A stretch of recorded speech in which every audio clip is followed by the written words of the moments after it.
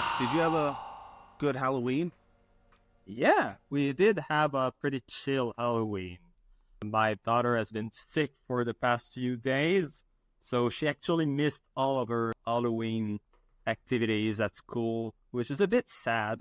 She had a special snack that she had to bring for Halloween, and they were gonna share with all her classmates.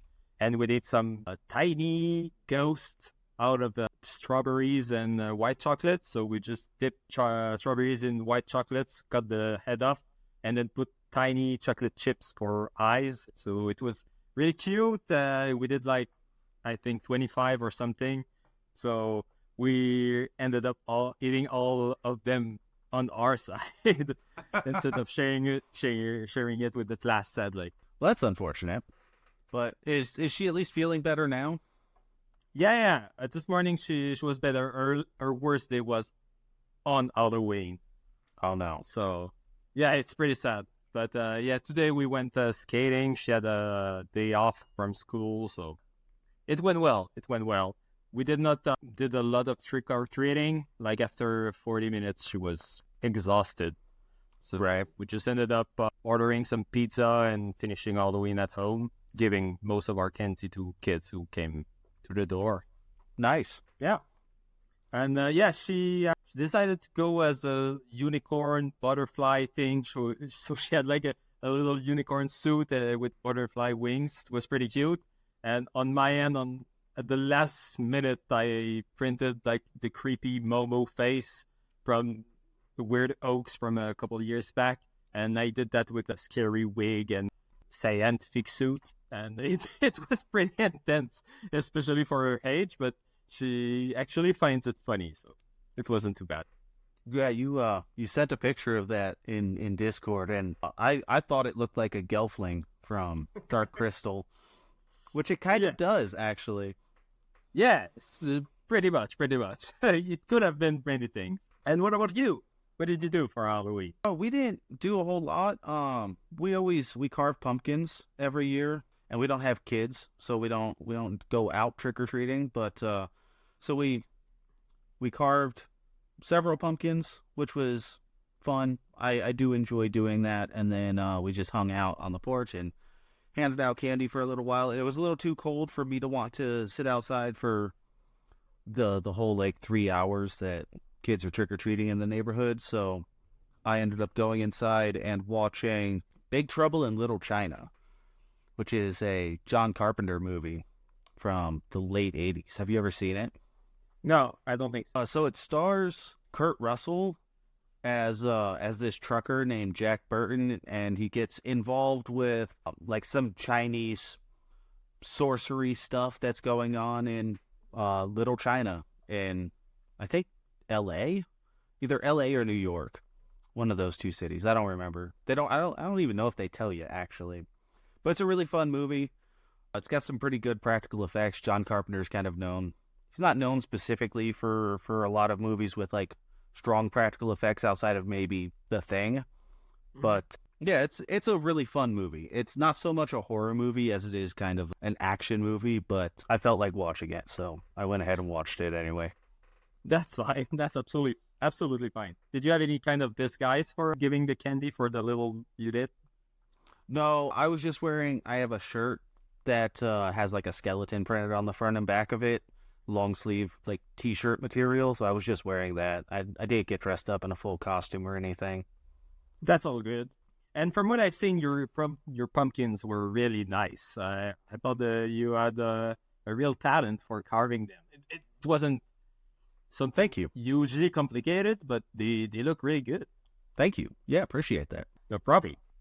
Hey, Chris here, recording the next day. We somehow completely forgot to mention that Saturday, November 16th and Sunday the 17th, the Polymedia network of podcasts are hosting a 24-hour charity stream to benefit the International Association for Suicide Prevention, starting at noon Eastern on the 16th.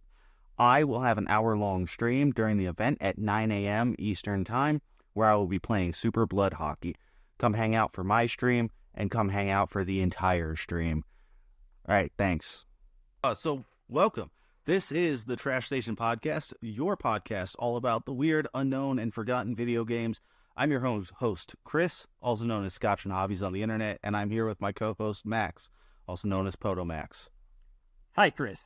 In our friend circle, we're known to play kind of trashy games. We're talking anime games, retro games you've never heard of, and the indie stuff from itch.io or even and everything in between. I'm not able to read 2 sentences in a row without screwing up. But yeah, I'm giving it back to you. And as usual, we'll add those games on a tier list that we call the Landfill, and chat about our creative hobbies, and shout out some of our favorite content creations on the internet. And Max, I think we both have the same number of games. So would you like to go first, or would you like me to go first? I don't care either way. Yeah, I think I can go first. I have a couple of smaller games I want to talk about. But not really smaller game, but maybe games I have a bit less to talk about. So why I don't start with something a bit Halloween-y, and I'm going to talk about Harry Potter 1 on the Game Boy Color. Yeah, this is a game.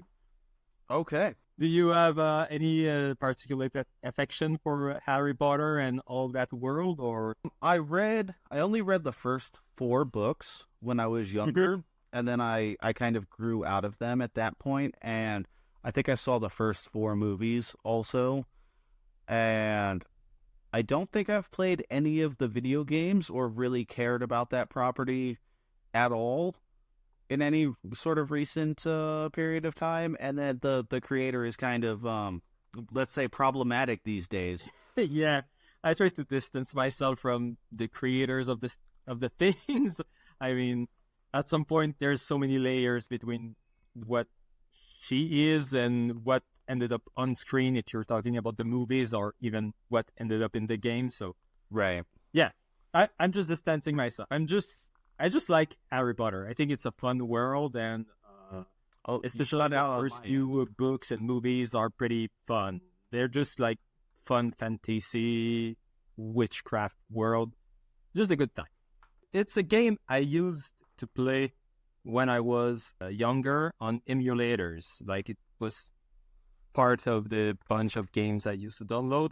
And it's a pretty basic role-playing game. So you're playing Harry Potter and you're following pretty closely the first book, because the first movie wasn't out at that point. So they mostly did the game based off the books, which is a bit weird because you're playing an Harry Potter game and it's so well known for the movies, but there's absolutely no music from the movies, and the castle doesn't look at all like it looks in the movies. It's just like it's just a bit weird.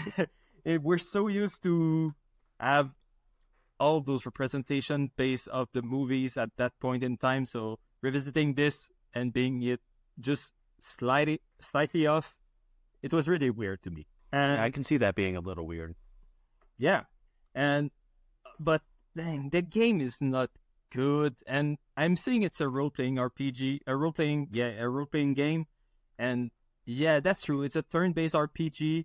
You cast spells, but you're fighting rats, you're fighting crabs, you're fighting just random stuff that move around in the different not dungeons, but in the castle, around the castle, and there's really no strategy. There's a bit of a Pokemon thing going on, a rock, paper, scissors type of thing, where certain enemies will take more damage from the Flipendo spell instead of the Vermilio spell, but it just makes no fucking sense. There's no logic of, like, yeah, fire burns wood, burns leaves, so you get an intuition while playing Pokemon that those relations can happen, but in this game, you're just trying all the spells until you kind of have an idea. Oh yeah, the ogre takes damage from the Flipendo spell, and so on and so forth. Plus, the game is not really an RPG. Like, yes, the main mechanic is fighting those creatures, but the main story is just fetch quest. It's the dumbest fetch quest you've ever seen. So the game is basically just your first day of school, and then a couple of set pieces from the book, and it ends. And the most part of the game is that first day of school. So you have to do one of each of your courses. But every time you go in one of the course, there's something dumb that happens. Like Harry gets a curse from one of the ghosts in the castle, and then you have to roam around the castle trying to find the book to lift the curse. But then the book is not in the library, so you have to go somewhere else, but there's nothing telling you where you have to go. And the castle is basically just a big tower. So there's like 7 different floors, and that's all you do. You just go up and down the floors all the time, just trying to find what you need to find for that fetch quest. There's also mini games, but one mini game is like flying to the right, and the best strategy is just staying in the middle, going right, and waiting for it to end. There's a Simon Says mini game. It's so bad. It's so freaking bad. It's just the most tedious thing that you have to do one after the other. And the RPG mechanic is not, you don't have random encounters. So you're actually seeing blobs on the map when those fights would happen. So you can technically avoid all the fights in the game. But there are like 2 or 3 bosses that are absolutely required to beat the game, including Voldemort at the end. And if you're not leveled up enough, you're kind of stuck. You cannot beat those creatures because you don't have enough power. What do you want to say, Scott? Oh, sorry. I didn't mean to interrupt your train of thought. Oh, yeah, there we go. Okay, cool. So I'm gonna cut that out. So yeah, actually at one point there's some fetch quests where you have to kill some chickens for Hagrid. I don't remember why. And those chickens gave a lot of experience points. Like most creatures, like you beat ogres in the trolls in the castle and you would get like 30 experience points, but killing those chickens that only take 1 hit gave you 100 points. And all the levels, it felt like there were no progression curves, so every level was about 300 experience points to reach the next level. So I just spent like 15 minutes grinding my levels at that point, killing chickens. And that was a good thing, because otherwise I would have been fucked at the end trying to fight Voldemort. I won by cheesing the game, actually. There's a spell that can put your enemy, like freeze your enemy. And so I would just freeze the enemy, attack, freeze Voldemort, attack, and I could repeat that all the way till the end and kill Voldemort without taking a single hit. And I could do that because there's a side mechanic where you collect cards that you get from those frog chocolate thing in the movie. And if you have 3 of the same set, you can cast a special spell from those combination of famous wizard cards. But like through all the game, I've never used it because every time I try to use it, it would just say it does nothing. I don't understand. 90% of those spells didn't do anything, but there was one I found while trying to beat Voldemort for like the 3rd time that actually made me go faster than Voldemort, so I could use my cheese mechanic to actually attack Voldemort first, freeze him, and then use my attack. So yeah, it's just a dumb fetch quest thing where you play as Harry Potter. There's not really much I can say. It's just, oh yeah. There's something I didn't say. I didn't win the game. Oh, okay. Do you remember the house points in the movie? Yeah. Okay, so there's the same mechanic in the game where you can win and lose house points for Gryffindor, and you can see the points going up throughout the year. But like I said, you jump from event to event from the book, so there's no sense of you having any control over that total of points, because you finish your first day of school, and then you warp to the Christmas event where you need to find your invisibility cloak. So between those two events, the points total all changed. So I never felt like I had any control over that, but sometime I would talk to the professor Snape because I wasn't sure what I had to do, but at that point, it wasn't a good thing to do. So I lose some points. When I finish a course, I win some points. It was very, very random. But at the end, I beat Voldemort. There's the big reveal of Dumbledore giving the special points because we managed to secure the Philosopher's Stone and everything. And I just had less points than Slytherin. So I finished the game. It said, you lose, try again. The game took maybe 15 hours. On my end, it didn't take 15 hours because I was playing at 2x speed on my emulator because it was very redundant. But still, it's like a 10 to 15 hour game, and you can just lose at the end because of a side mechanic where I frankly, no idea what anything different they could have done to actually win the game. That seems crazy.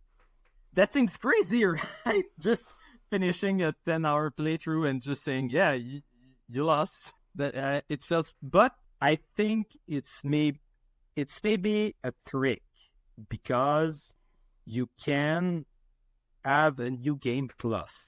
So from what I've seen, once you've beaten the game, you can restart the game with the same level that you had when you beaten the game. So I think in that new game plus run, you would crush every enemy from the beginning of the game. I'm not sure. I didn't try it out at that point. I was a bit too pissed off of losing the game, but maybe it's a trick for you to play the game twice. Maybe it's that. Yeah, that could be. So yeah, pretty much it rounds up what I had to say about the game. It's just an endless, aimless fetch quest thing.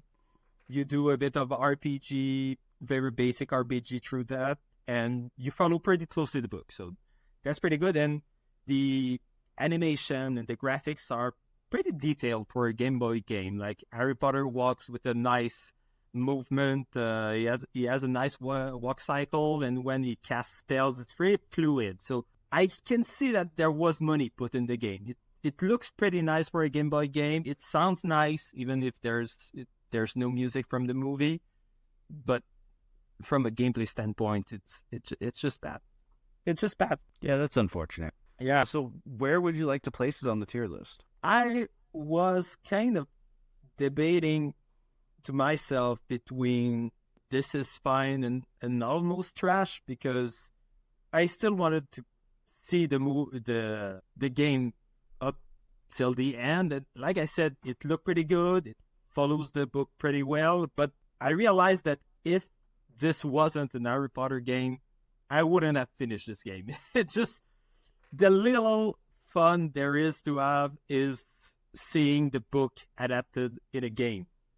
Without that, it's just way too boring, and there's not enough direction. The combat doesn't serve any purpose in the game. Too many fetch quests. So because of that, I'm gonna put it in almost trash. If it wasn't an Harry Potter game, it probably would go back in the trash. The little nostalgia I can have with this game is just because of the franchise. All right. Yeah, I think that's fair. It doesn't sound like it's great. Yeah, really not. Like at first I was kind of like the first 30 minutes of the game isn't so bad because it's mostly focused on the RPG mechanic. But after that, it takes... Once you reach the school, you're just going through those 7 floors up and down. And something I didn't say, that there's a lot of stuff where you need to find, let's say, different herbs around the castle. And the gameplay is literally you going on every single tile from the underground and clicking everywhere, just trying to find those herbs. There's no strategy. There's no hints here and there where you have to look. You just have to press A on every single tile. Oh, and something I didn't say. I also I was soft lock in the game. I found a game-breaking bug, which is well known It's something I Google afterwards. And basically, if you take the Snape course and you don't go in his office right away and you die, you get to respawn at the infirmary to the nurse. And if that happens, you cannot get one of the ingredients for the potions to finish that quest. And if you don't finish that quest, you cannot go to the next course. So you just cannot beat the game. Oh, wow. And at that point, I was like, do I restart the game and play that first hour of boring RPG test questing? Do I abandon the game? I actually took a third avenue where I moved my game from one emulator to another emulator. So I moved my game from Delta to RetroArch. I found one code to add the missing ingredient to my inventory, but there was nothing around the code telling me, was it a Game Shark code? Was it? He didn't tell me what the code was. I just had a code that somehow put that thing in my inventory.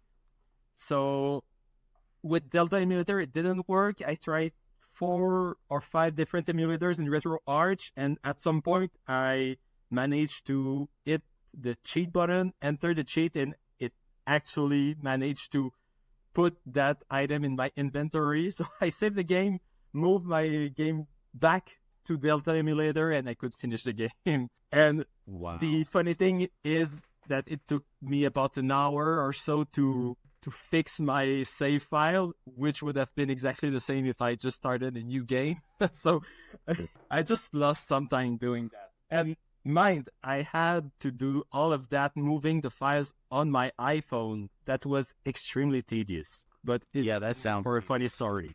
Yeah. So yeah, I'm done talking about Harry Potter. okay. So for my first game, I want to talk about Tormented Souls again. I talked about it on the last episode, and I finished it. Cool.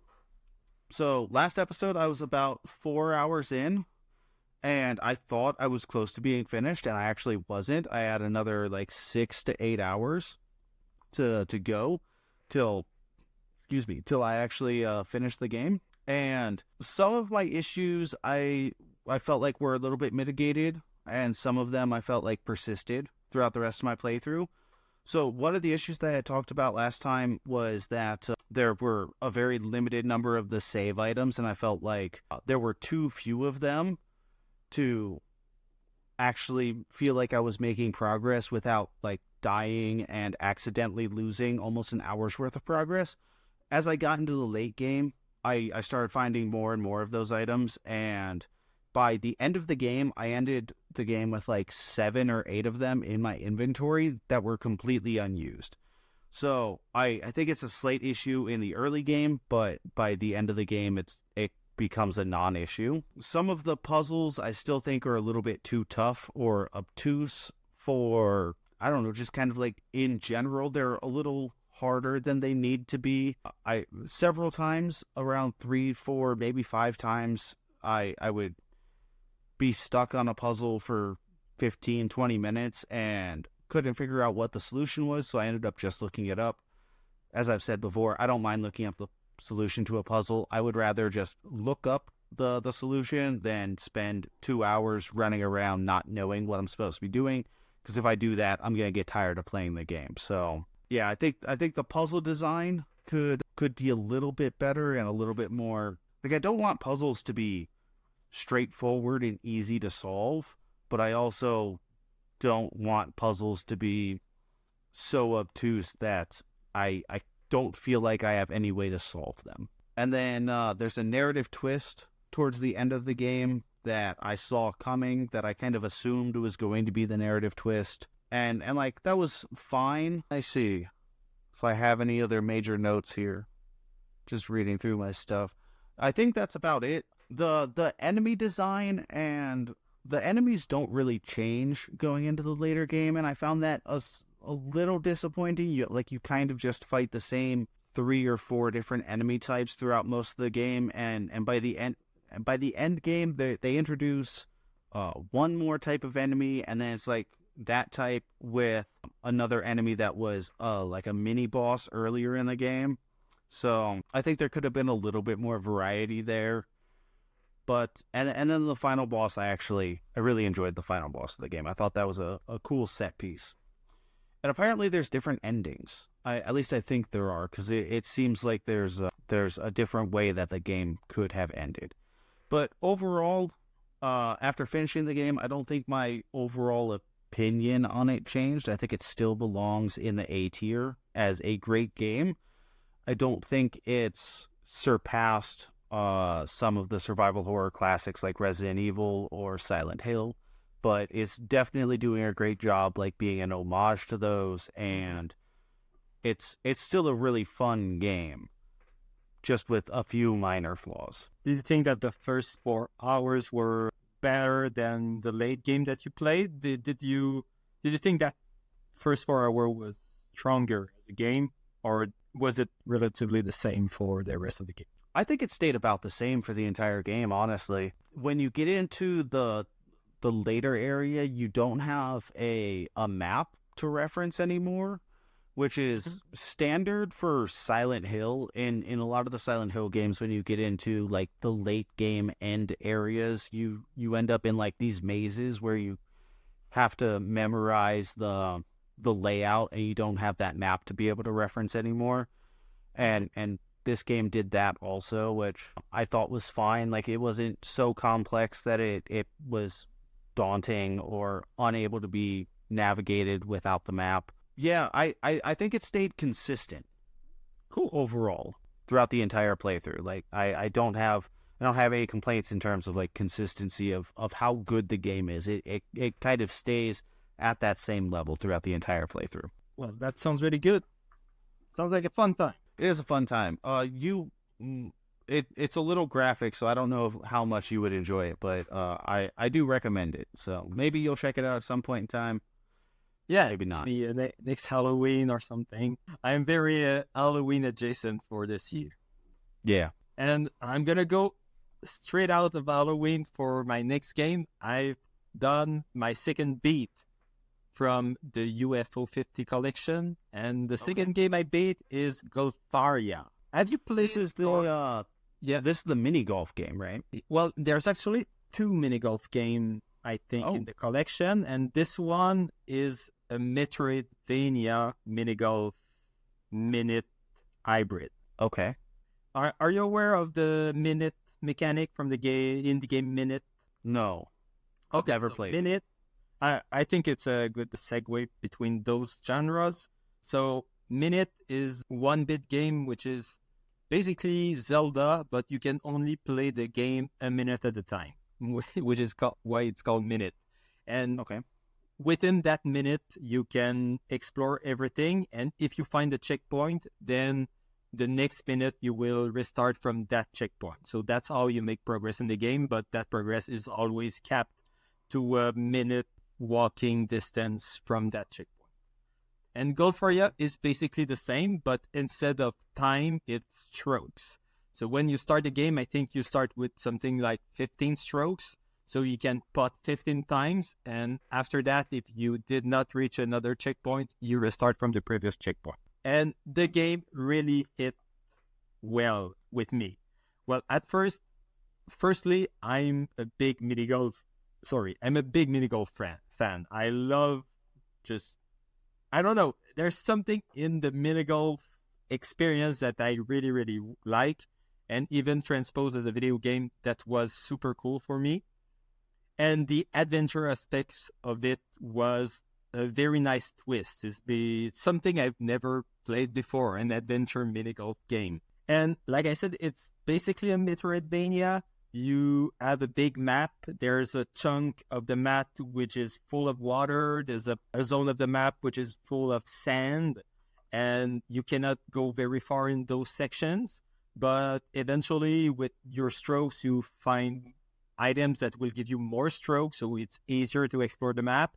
And then you will get power-up that will let you roll on the sand and don't end up like in real golf, where you have to actually not putt but hit the ball like a real golf stroke.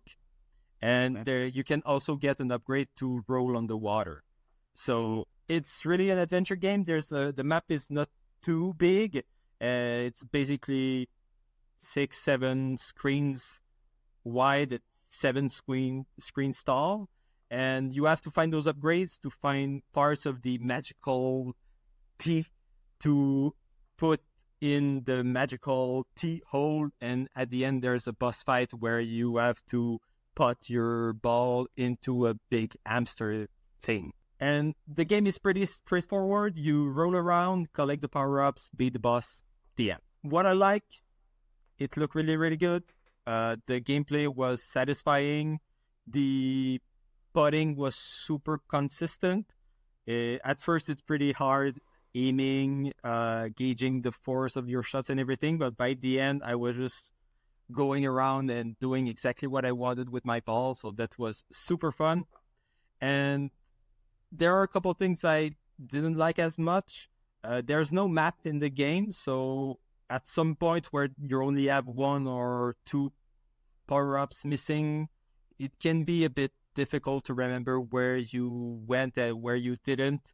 I would say it's definitely a game you have to play in a couple sessions right after the other. Like the game, I think it took me 4 or 5 hours, but it's not something you can play 1 hour and come back a week later. You will have forgotten where you have already went. So yeah, play that game in a short burst. And yeah, I also had, I don't know what I had in the past 2 weeks, but I also had a soft lock in the last boss. There's like a zone where you can get stuck and the ball will not recognize that it's stuck. So it's there, but you cannot put anymore, and you just cannot do anything. You have to restart from the checkpoint and try the boss again. And really, that last boss is the only thing that I really did not fully enjoy in the game, because right before the boss, you have to do a challenge of more difficult putting. And there's 3 different sections. And the bottom sections, which is water, there's a bunch of enemies that will just go in front of your ball all the time. I really did not understood the mechanic or what I was supposed to do to avoid those enemies. So I would just force my way through that section first, and I had to restart 3 or 4 times on top of the times where I got soft locked, just to actually reach the boss with enough strokes to beat the game. But other than that, the game was fantastic for me. It was really something I like weird genre mashups, so mashupping one of my favorite pastimes in mini golf with a very fun adventure game. I had a really, really good time. Do you have any questions or anything you want to know about that game before I put it on the tier list? No, I don't think I have any specific questions. I'm sitting here thinking that we're going to be talking about UFO 50 for the next year. Yeah, pretty much. Yeah, it's something I always trying to have one game going in the background. So I'm gonna drift feed some beats here and there. So yeah, we're still gonna be talking about UFO 50 in a year. I'm pretty sure. That's fine. The game looks really good. I just have not picked it up yet. So yeah, it will happen. It's a really fun connection, and there's so many different genre of games. So it's just fun poking around and playing some games. And like this one, Golfaria for me is an absolute banger. Maybe I'm a bit too generous with my absolute bangers, but this one, it just hit exactly right in the theming, in the gameplay, the length. It was a fantastic game, except for a couple minor sections. It was very, very fun. Okay. Well, that sounds great. I do like mini golf. So when I eventually get this game, I will definitely check it out. Yeah. All right. For me, next game that I want to talk about, I don't have a whole lot to say because I did not finish it, and I don't think I'm going to, and that's Medievil. Okay. I played the PS4 remake / remaster. I don't know what they're calling this one. So Medievil was originally released on the PlayStation 1, and then it got a port onto PSP, which is where I first played the game. And I wasn't sure at first if the PSP port was the same game or like kind of the same game but different. But as I actually started playing the game on PS4, I was recognizing the same levels that I already been through, so I'm pretty sure it was just a straight port onto the PSP. So you play this game, you are a skeleton, your name is Sir Daniel Fortescue, and you died in a battle against this evil wizard guy by getting a shot through your eye at like the start of this big battle. So your skeleton only has one eye and no lower jaw, so he just has like an upper jaw. Kind of funny looking, cool character, but he's come back to life to reclaim his honor and defeat the evil sorcerer. It's a level-based like action platformer. It's more action than it is platformer, but there is some platforming in the game, so it's that little bit of mix of both. And each level that you play through, you need to essentially go around and you're trying to kill all of the enemies or the majority of the enemies within the game or within that level to unlock a collectible within the level that's a goblet. And obtaining these goblets in each of the levels allows you to obtain new upgrades for your character from a place called the Hall of Heroes that you go to when you end each new level. And those upgrades are like a new sword. You get a hammer instead of a club. You find a club like through levels. It does more damage, and it also is able to like break walls. But the hammer does the same thing, but without like a life bar on the club has, it's a limited resource, so it gets damaged as you use it. And then once you get the hammer does the same thing, but doesn't get damaged as you use it, if that makes sense. Yeah. You have a shield, so you can block attacks, and then you have throwing weapons like throwing knives and a crossbow to be able to do damage to enemies at range. If you lose all of your health in a level, you die, you have to restart the entire level. And you lose health in this game really, really fast. So your health bar is set at 300 points, and like accidentally running into an enemy will take away like 25 or 30 of that total 300. So if you're in sword combat, like close-up combat, which you're kind of encouraged to be because your primary weapon is a sword at the beginning of the game, you could be swinging your sword and two enemies just walk into you and they hit you twice each. Well, there goes a third of your health. So it's really, really easy to die in this game. And I think that's kind of what their goal was to make it so that you had to replay levels to like really learn them, kind of like an old school like Super Nintendo game where you have to play a level multiple times.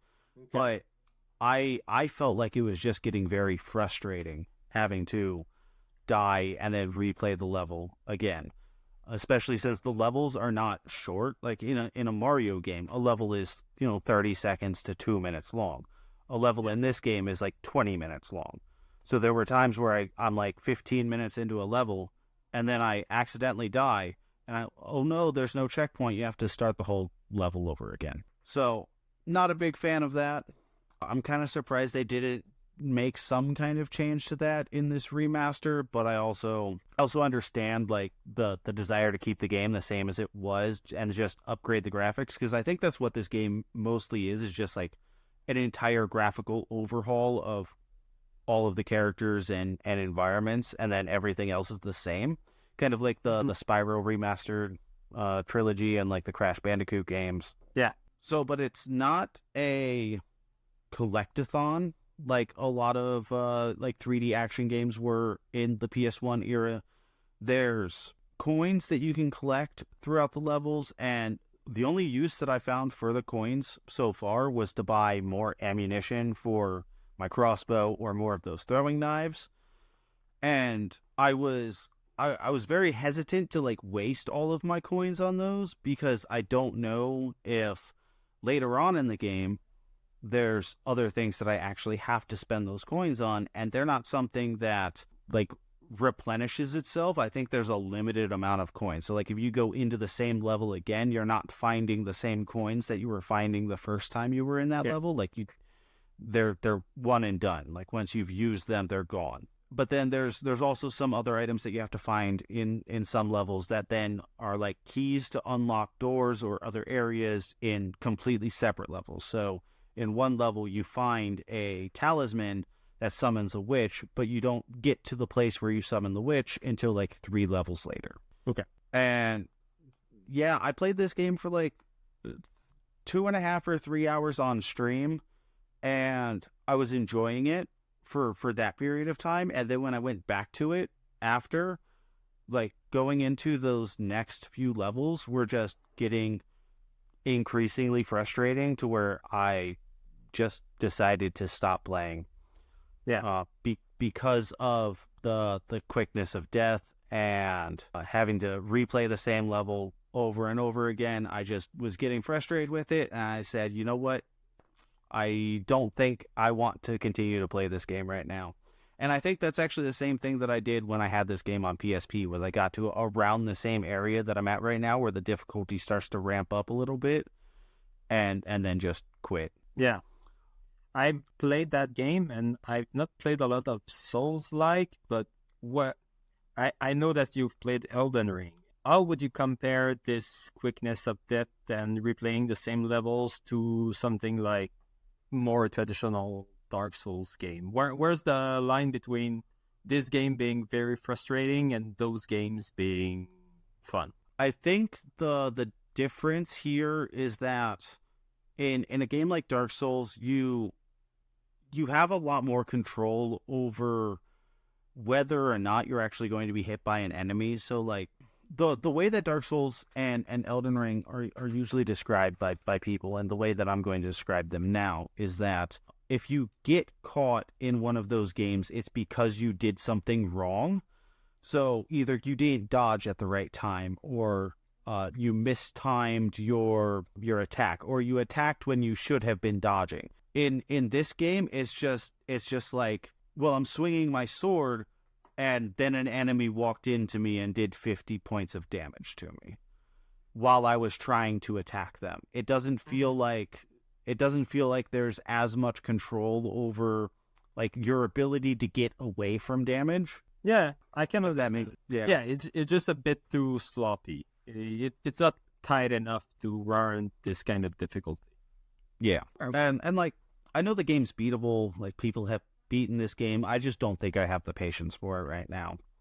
So I'm gonna put this on the tier list as this is fine, because I don't think this game is actually bad. I just think it's not really what I was in the mood to play when I was playing it. And honestly, there's an indie game that came out in 2020 called Pumpkin Jack that has that kind of goofy, like cartoonish Halloween style to it. That's an action platformer, and I think that game's a lot better than this one. So if you're in the mood for a lighthearted Halloween themed action platformer, play Pumpkin Jack instead of Medieval. Cool. I think I've seen that go around on Steam, so I'm gonna keep an eye out. It's good. It goes on sale pretty often too, so check that one out. Cool. Will do. On my end, I'm gonna stay in the death and Halloween theme. I'm gonna talk about Bill the Demon. I'm pretty sure you've never heard of this game before. I have not.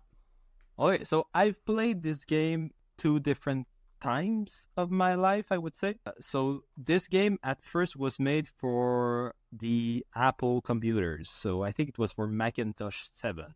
So really old. I think it's 1996 maybe. So like I said in the first episode, when I was young, we had a Mac at home, so we were pretty limited in the number of games that we could download and play.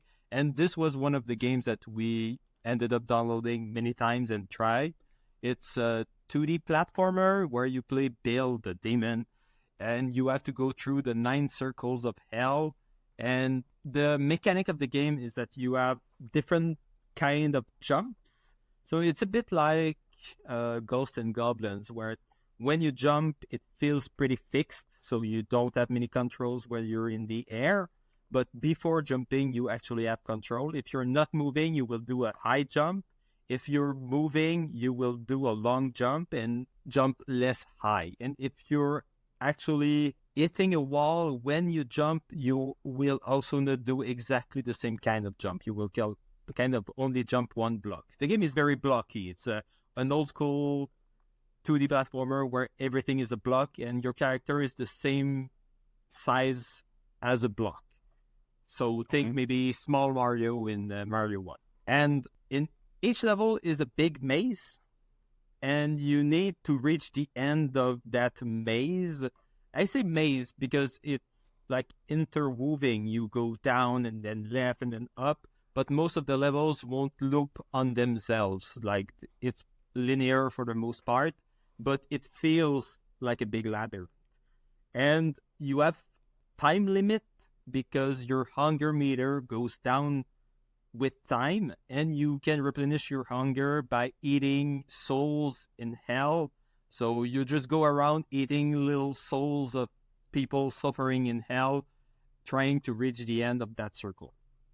So like I said, I played that on Mac, but the guy lost the code for his game, and when the old Mac OSs were not being supported anymore by Apple, he redid the whole game in Flash, which is still available right now on Newgrounds, and where I played it for the tier. Oh, interesting. I'm gonna have to go to Newgrounds, I guess.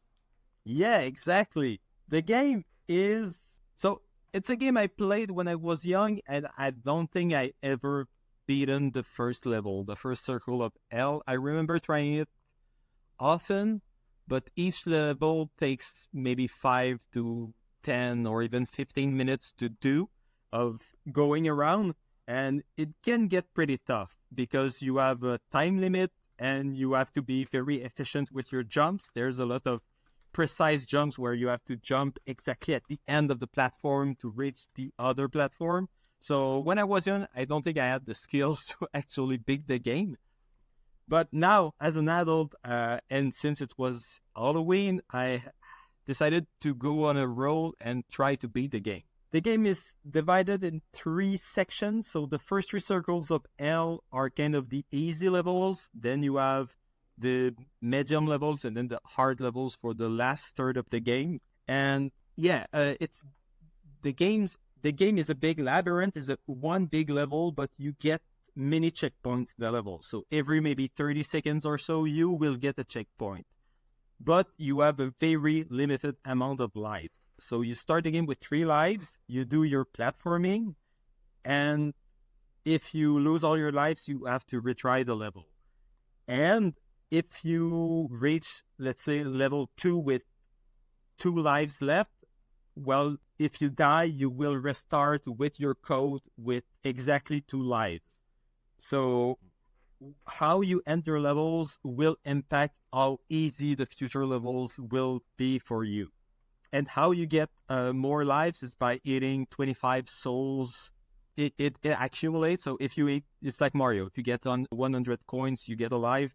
If you eat 25 souls, you get a new life in Build a Demon. And what I liked about the game is that it's pretty tough. It's pretty hard to navigate the levels, but at the same time, the controls and the mechanics for the jumps are super consistent. It's kind of weird since it's more like Ghosts and Goblins where you don't have controls over your character, but it's extremely consistent. And once you get the feel for the controls, you can actually repeat those difficult jumps with ease. So the mechanics are weird, but they're very tight. So that's good. And that's why I actually managed to beat the game, because those last levels, gosh, they are stupid. I think it's level 7. There's a big maze at one point where everything is invisible. So you're just going around trying to find mazes with a time limit, and you only have like tiny souls floating in the air to help you guess where the holes are to continue to move in the level. And there's one section that's badly designed where you really have to kind of nudge your way at the end of a platform to make the enemies on the next platform spawn if you don't do that, you will just jump directly in the enemy every time. And the last mechanic in the game that I didn't talk about is the scream. So you can use some of your hunger to do a scream. If you do that, you will freeze the enemies in place, so they become unvulnerable. You cannot be affected by the enemies if you screamed at them for a couple seconds. You basically invincible at that point, and you can also destroy some of the blocks with your scream. So some of the sections will have you kind of scream through rows of blocks, and you will have to have enough hunger at that point to continue the level. And yeah, the game is a pretty simple platformer. I like the controls. I like the vibe. It's really a 1996 PC game vibe. It's pretty difficult, but I found that it was difficult in a way that it was kind of fun of trying the levels over and over again. Like the levels are a bit long. I think the game could have used smaller levels, maybe a couple minutes smaller. But other than that, I think I had a good time. It was frustrating at times. There's a bit of bad level designs here and there, but being a game made by one guy in 1996, still being available today on Newgrounds, I think that's pretty amazing. And yeah, I wouldn't say it's an hidden gem, but it's a fun little platformer. If you like difficult platformers, this game will have something for you. But yeah, at the same time, it's a bit repetitive, but yeah, it's fun. Very cool. I want to ask you a question that's kind of slightly off topic, but I want to ask it anyway. Did you spend a whole lot of time on Newgrounds back in the day? Not really. Like, I think I was a bit scared of what my parents would see or think if I was browsing Newgrounds at that point. So I didn't spend much time on Newgrounds. I tried putting some of my games on there when I was doing Flash games, but that crowd over there is pretty rough. And I wasn't really ready to get that kind of attention or criticism at that point. I was still pretty young. So I mostly spent my time on DeviantArt. I don't know if you know that website. But yeah, I'm familiar. DeviantArt was my Newgrounds experience at that point. Okay. I was just wondering, because I used to play games on Newgrounds quite often when I was in like middle school and early high school. Like that's where I first played Alien Hominid. I'm sure that's where a lot of people first played Alien Hominid before it got its support. Yeah, exactly. So yeah, the Newgrounds, it's a fun place, and I'm pretty happy that it's still up and running. And they actually went ahead and installed, I think it's Ruffle that they use. It's like an emulator for Flash built in modern code, so you can. It's still not perfect, but you can run like 90% of the Flash games with that emulator. So that's cool. That's awesome. Even if Flash is dead, it's actually more alive than ever before. Well, not ever before, but like in the last 15 years, it's the fact that it's dead. It forced everybody to find new solutions that actually made it better to try and play in the market. Okay. And for the tier list, I think that's what you were going to ask me. Yeah, I would put Build a Demon in. This is fine.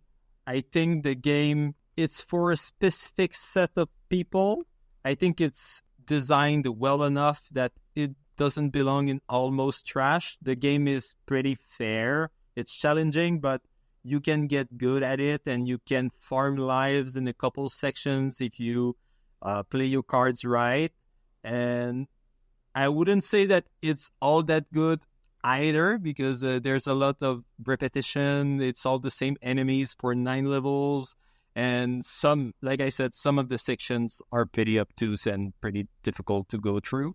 But all in all, if you're in the mood of a challenging platformer and you like that kind of weird PC gaming, PC platformers, Euro platformers from the 90s, that's a pretty fun one to try out, especially during Halloween. Awesome. Oh, and one last thing, the game doesn't have any music. I think the guy only made a very bad loop for the Mac version that he decided to not put in the Flash version. So I would recommend you search an Halloween video game music playlist on YouTube and put that in the background while you play the game.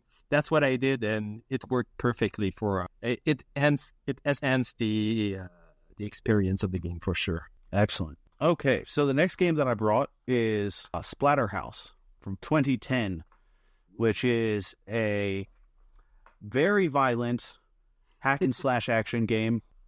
I would consider it kind of similar to the God of War games, if you ever played those. There were a lot of clones of those games from like the late 2000s, because God of War came out in 2004 or 2005, and then God of War 2 was like 2006, and then so the end of the PS2 era going into the start of the PS3, Xbox 360 era, there were a lot of games that kind of emulated that style.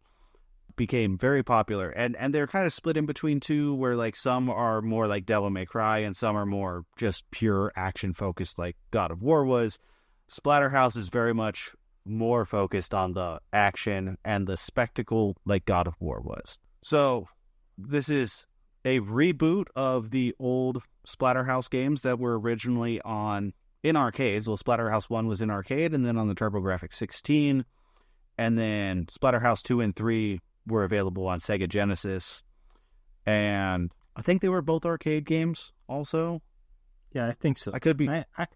I think that that arcade version is also available on in that remake, right? Yes, all three of those games Okay. are available in the remake, which is really cool. I love that they put them in there. But so it's a retelling of that original story. You play as Rick. You are possessed by this mask, and you're trying to save your girlfriend Jennifer. That's the whole plot. And violence is the key feature of this game, like 100%. Whenever you attack enemies, like so much blood just spills everywhere, all over the floor, all over the walls, all over the camera. So like you get blood splatters onto the camera screen, which is cool. And it's really standard hack and slash stuff. Squares, light attack, triangles, heavy attack. You have a dodge roll, you have grabs, you have combos, special moves. The combos and special moves aren't deep like Devil May Cry, where it was really intricate about like wanting you to do moves in very specific ways, more like a fighting game would. This is a lot more simple, where it's just like square, square, triangle is a simple move. The dodge roll doesn't really work all that well, so it's kind of pointless. It's almost like they provide it to you as a way to move Rick fast, but you don't have any invincibility frames during that dodge roll, so you still just get hit if you're too close. And the hitboxes are also kind of wonky. So like sometimes you're not actually, it doesn't look like you're actually touching an enemy, but you still get hit by them anyway. It's fine. It's a little janky, but I don't care. One thing that I thought was really cool was that as you take damage from enemies, you actually start to like lose body parts off of Rick. So like hit parts of his shoulder muscles will be torn off, and you'll be able to see the bones underneath, and like you'll be able to start seeing like his ribs on his side as you're taking damage. So like chunks of meat are falling off of you as you're fighting.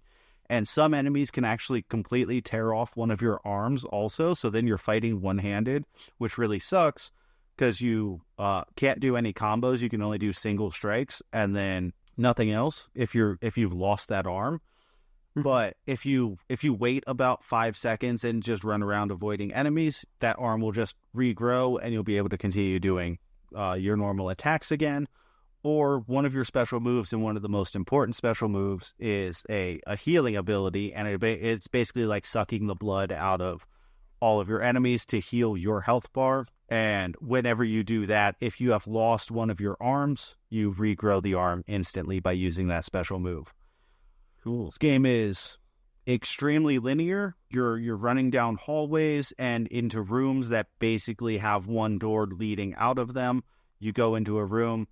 it blocks off the door. You fight all the enemies in the room, the door unlocks. And it may not be like that sometimes the door will lock and be like, oh, there's it's literally just blocked off by like a ghostly face and you can't progress.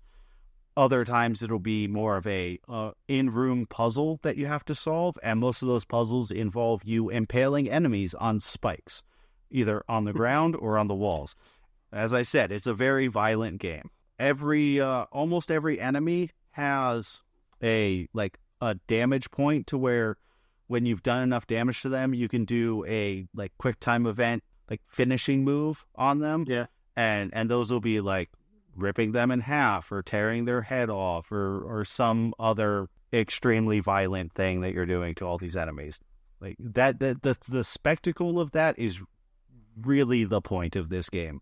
If you can't tell by how much I'm describing the violent things that you do to your enemies. I'm getting the gist of it, yeah. Almost every level, the game is divided up into levels, and most of the levels do have a boss fight at the end. And most of the bosses are pretty fun. A couple of them were not great, but most of them were pretty good. That they led to a varied feeling of fighting that boss versus the way that you would have to fight other enemies, whether it was through various mechanics. Like there's one boss that's like kind of a giant thing, and like you have to punch at its legs, and then you do a quick time event, and then that brings it to a different area. Then you're fighting it in a different way where like you're not punching at its legs anymore, but it's like partially buried into the ground, and now you're punching at its torso. So it tries to change up the action a little bit throughout the levels and with the bosses, which is cool. I like that. Mm-hmm.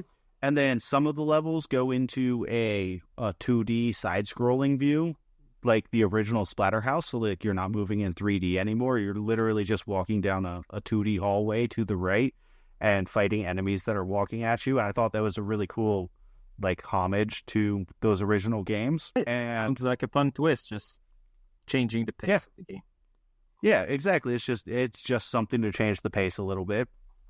And then there's not really there is one type of collectible for you to find. It's completely unnecessary. Like there's no need to actually go out of your way to try and find the collectibles.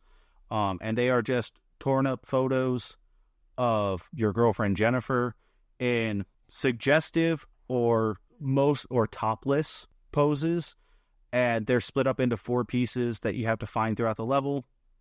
They're, like I said, completely unnecessary. I found a few of them. I did not find most of them, and it did not affect my game in any way. I played this on PS3. It was also released on the 360, and the PS3 has a bad habit of having kind of rough ports of games because of the cell architecture in the PS3, and this game is one of those. There is quite a bit of slowdown, which will bother some people, I'm sure. If there's a lot of enemies on screen, you'll get pretty massive frame rate drops to where it's normally running at like, I would guess 30 frames per second. I'm not a frame rate guy, so I don't really care. But it'll drop down noticeably to like 10 frames a second, or maybe less a couple of times. The load times are pretty long, but I didn't have any crashes, which is good. I've had some games completely crash on me on PS3 and on PS4, actually. And so, like, that's good. It's not like Fallout New Vegas. Fallout New Vegas crashed on me like every hour that I was playing that game on PS3. It's pretty terrible. Oh, no. So, yeah, it didn't have, like, I could see that technical issue being a problem for some people if they wanted to play it on PS3. From what I've heard, the 360 version is better in that aspect, where it doesn't have quite as much slowdown, and the load times are a little bit faster. It's probably a little cheaper on 360, also, if I'm being honest with you, but I collect for PS3, so I have it for PS3. Yeah. And other than that, like, the as I've already said, that the dodge roll doesn't have iframes, so you kind of just have to get used to, well, not having invincibility frames. So yeah, keeping either distance from the enemies. Yeah, you either have to keep a good distance or just expect to get hit and then take damage, and it's fine. Mm-hmm. And then, like most games like this, you do have like a rage mode where you go into like an overhaul state, you do a bunch of extra damage, and that's cool too. Overall, this game's fun. I think in its later levels, it starts to drag on a little bit and get maybe a little bit too challenging in some weird ways. Like one of the levels, they give you a time limit on like getting through certain sections, and if you fight all of the enemies, you won't make it through the time limit, and so like that's just kind of a strange inclusion, it felt like, to like just throw in there in a very late level, like towards the end of the game. Especially since the whole point of the game is killing everything. Yeah, exactly. And then at the end of the game, the story leaves off on a cliffhanger, and unfortunately, we never got a sequel to this game. So that's what kind of cliffhanger? Do you get Jennifer, or is Jennifer forever in limbo? So at the end of the game, Jennifer is, you find her, and basically the whole plot of the game revolves around this evil doctor that I don't remember his name, and he has taken Jennifer because she looks exactly like his dead girlfriend from 200 years ago, and he's still alive somehow because of the evil forces, and he's trying to sacrifice her to bring his dead girlfriend back. So at the end of the game, you kill that guy, and then you save Jennifer, but then she's possessed by the embodiment of that dead girlfriend from 200 years ago, and her eyes go completely black, and then it cuts to end credits. Okay. So it makes it seem like they would have had it be a sequel where like she's actually been evil this whole time, and now you're trying to fight against her as she's bringing the evil to the earth. Another really cool thing about this game, there's licensed music, like a lot of heavy metal and punk rock in this game. Really, really good soundtrack. Like, and it's fitting to have, heavy metal when you're walking around as Rick and punching enemies to death with your bare fists and making them explode. Yeah, and it's pretty novel. It's rare to get licensed music in like in an action game. You get that in sports game, in skateboarding game, and so on. But in an action game, that's pretty fun. Yeah. So really cool, really good time. It does kind of suck that this game flopped. I could see an alternate world where this game sold really well and Rick became like a character in Mortal Kombat and was in like Mortal Kombat 9, or 9 was on PS4, so it would have been like Mortal Kombat 7 or whatever they called it, the few that were released on PS3. And like that could have been a really cool cameo, but that didn't end up happening because this game just did not sell very well, which is unfortunate because like it's fun. If you like God of War and you're okay with a slightly worse version of that style of game, this one's 100% worth checking out. But if jank and frame rate like really are an issue for you, you're probably not going to have a very good time with this game. Or if you're squeamish. If you're squeamish, don't play this. I could see this being, it's Bandai. They should just release that version for PC and just see what happens. I could see this becoming a cult following just by being available. Because right now, nobody can even show that they would be interested in this kind of game anymore because it's just not available. Yeah. Yeah, it's unfortunate, but I don't know. I don't know why they don't just release it on modern platforms. I'm sure there's some problem of like it didn't sell well enough, so they don't want to spend the time porting it to make it available. And like, is it worth their money going through that process? I don't know. For me, this is a solid A tier game. This is great. I had a ton of fun. I got a little frustrated at the later levels, but it's really, really good. This is a lot of fun. It was a perfect way to like round out my Halloween season. Yeah, it really sounds like a perfect Halloween game. Just going around beating shit up and seeing a lot of and a couple of titties, I guess. A few. All right, I'm gonna whiplash hard from this big pool of blood, and I'm gonna talk about Invincible presents Adam Eve. Okay.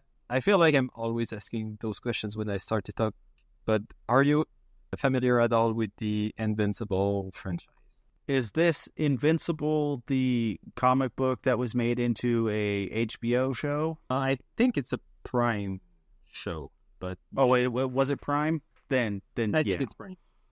Yeah. So yeah, it's a comic book from like a third-party studio, independent thing. So it's not Marvel, it's not DC, it's another superhero company. I don't know the company name.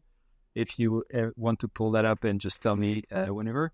But yeah, so they made a pretty great comic book, and then it did get picked up for a cartoon Prime video, and yeah, go for it. Image Comics.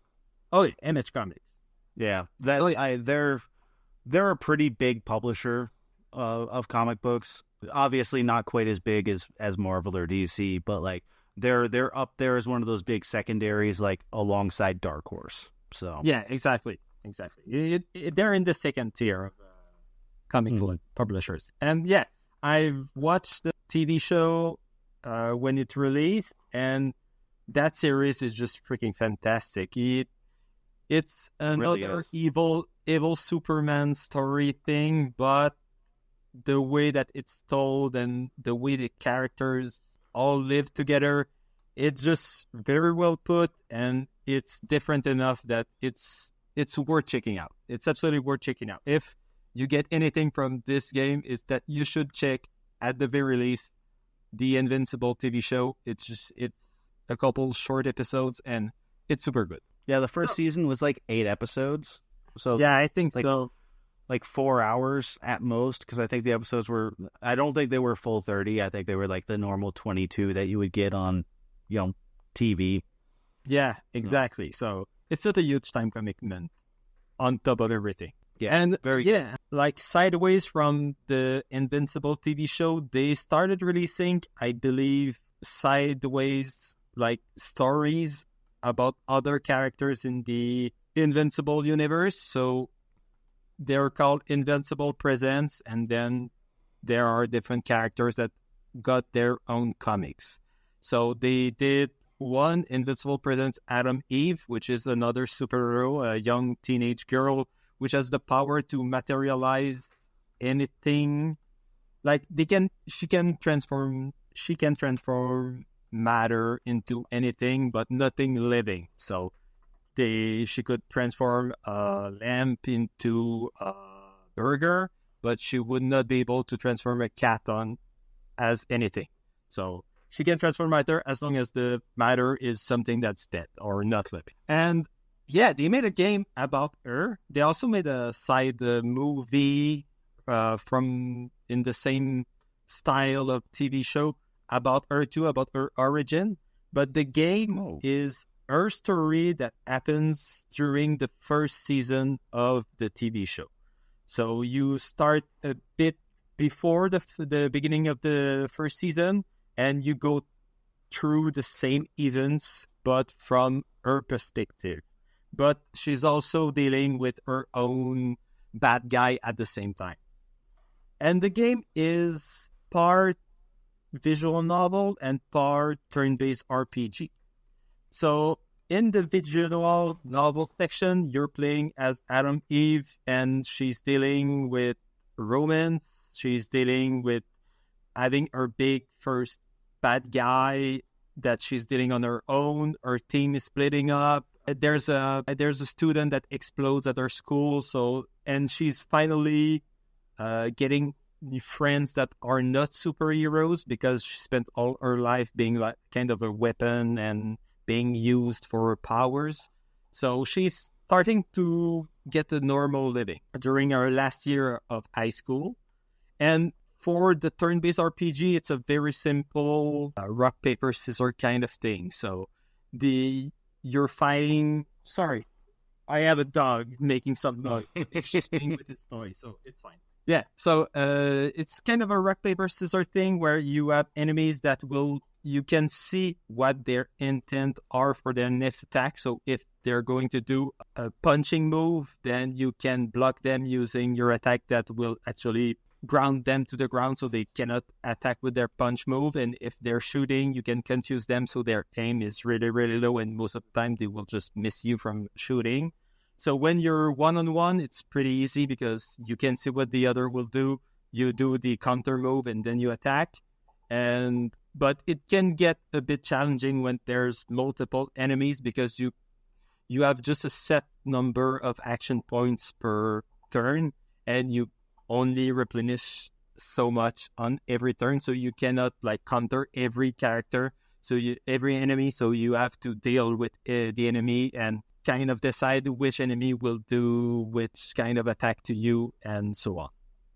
And I like the game. It looks good. I don't really play visual novels, so it was pretty novel to me trying those kind of games, and being in a franchise that I actually like and care about did a lot for me. So you will actually meet Invincible and see most of the characters that you see on the TV show. So that's cool. I can relate with those things, and I know the story of the first season, so I know a lot of the side subplots where they go. So that was fun. And the art is beautiful. It's not the same as the comics or the cartoon, but it looks really, really good. It's pretty angular, and there's a lot of, not dithering, but like those points dot shading that you get in classic comic books, where it's just bigger points to do the shadows. It looks really good, and the music is made by a band from Montreal, I believe, and it's kind of experimental vaporwave music. It suits the game very well. But the one thing that I had a little trouble with the game is that you're pretty much a huge chunk of the game is dealing with Adam Eve and her boyfriends, and I'm not. I don't know if you can tell, but I'm not an horny teenage girl. Right.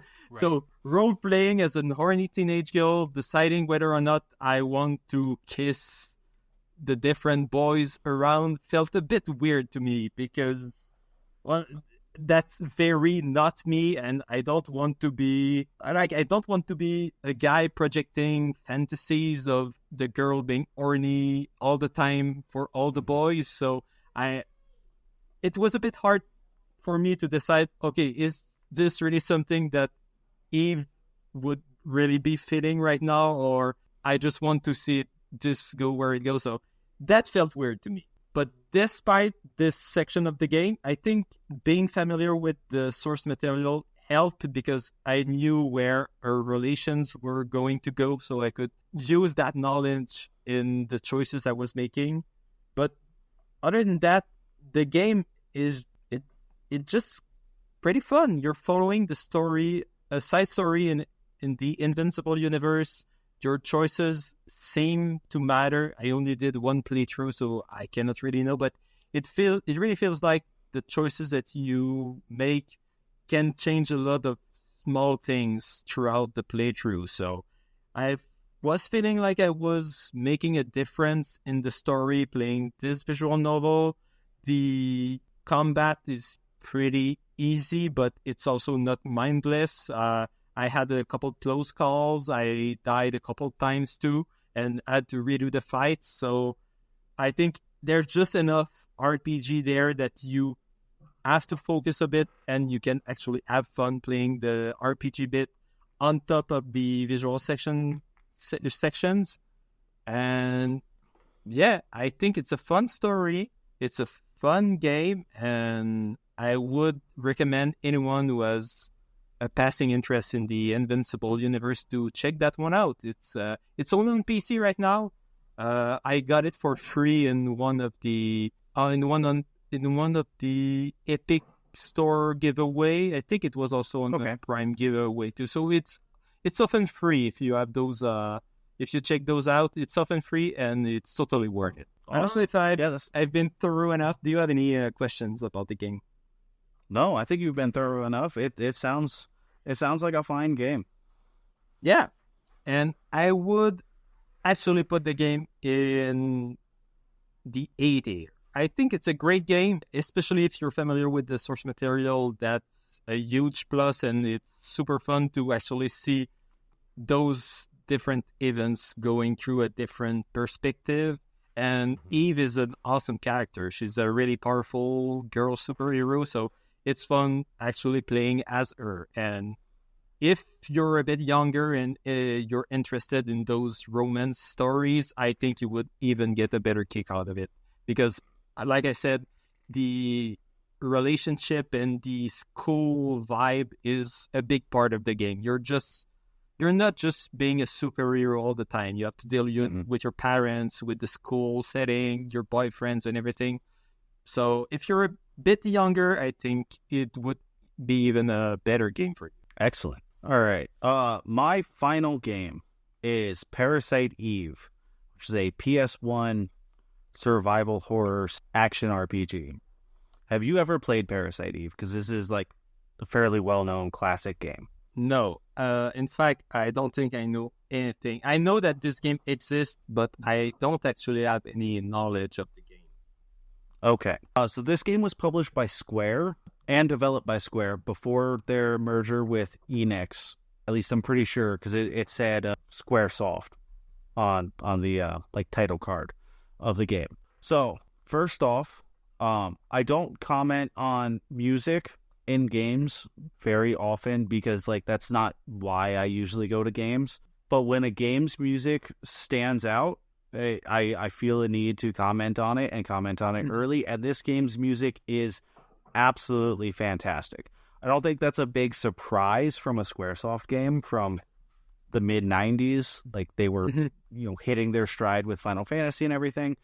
But Yoko Shinomura is the composer for this game. She is a very prolific video game soundtrack creator, composer. She did the soundtracks for Live Alive, Mario RPG, Kingdom Hearts, and Xenoblade Chronicles, as well as Parasite Eve. That's quite a resume right there. Yes. So the music is fantastic. I loved it. There's not a bad song throughout the entire game, and that helped drive the entire game story, or the entire game through for me. So this game takes place in America. You play as a character named Aya. You are a New York City Police Department officer, and you have 6 days to try and stop this evil entity called Eve, who is trying to destroy the world. The core concept of the game is that both Eve and Aya have this mutation where their mitochondria in their cells have given them magical powers. Okay. If you remember biology, mitochondria are the powerhouse of the cell. They have this mutation where the mitochondria are trying to take over their bodies and basically become the primary driving force of everything. So Eve is the bad side of that. Ava is the good side, where she's not being taken over, her consciousness isn't being taken over by the mitochondria. The gameplay is a pretty unique real-time RPG system, where if you've seen anything about this game, you've probably seen this combat system. Essentially, before I get into the combat system, the way that the world is set up is the same way that a lot of Final Fantasy 7 and 8 and a lot of RPGs from that period of time were, where you have static camera angles on these pre-rendered backgrounds, and then you're walking across them in the same way that Resident Evil was, like I said, the early Final Fantasy 7, 8, 9, Chrono Cross, a whole number of PS1 RPGs and survival horror games use this style.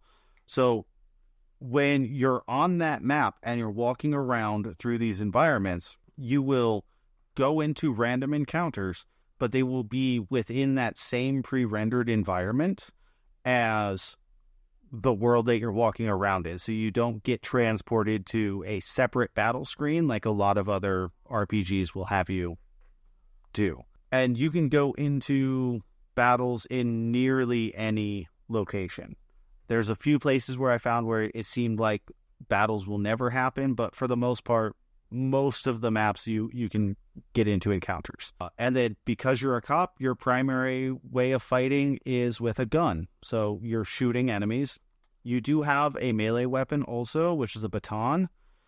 And I never had to use it because I never ran out of ammo in this game. But when you go into combat, you will be, as I said, it's real time.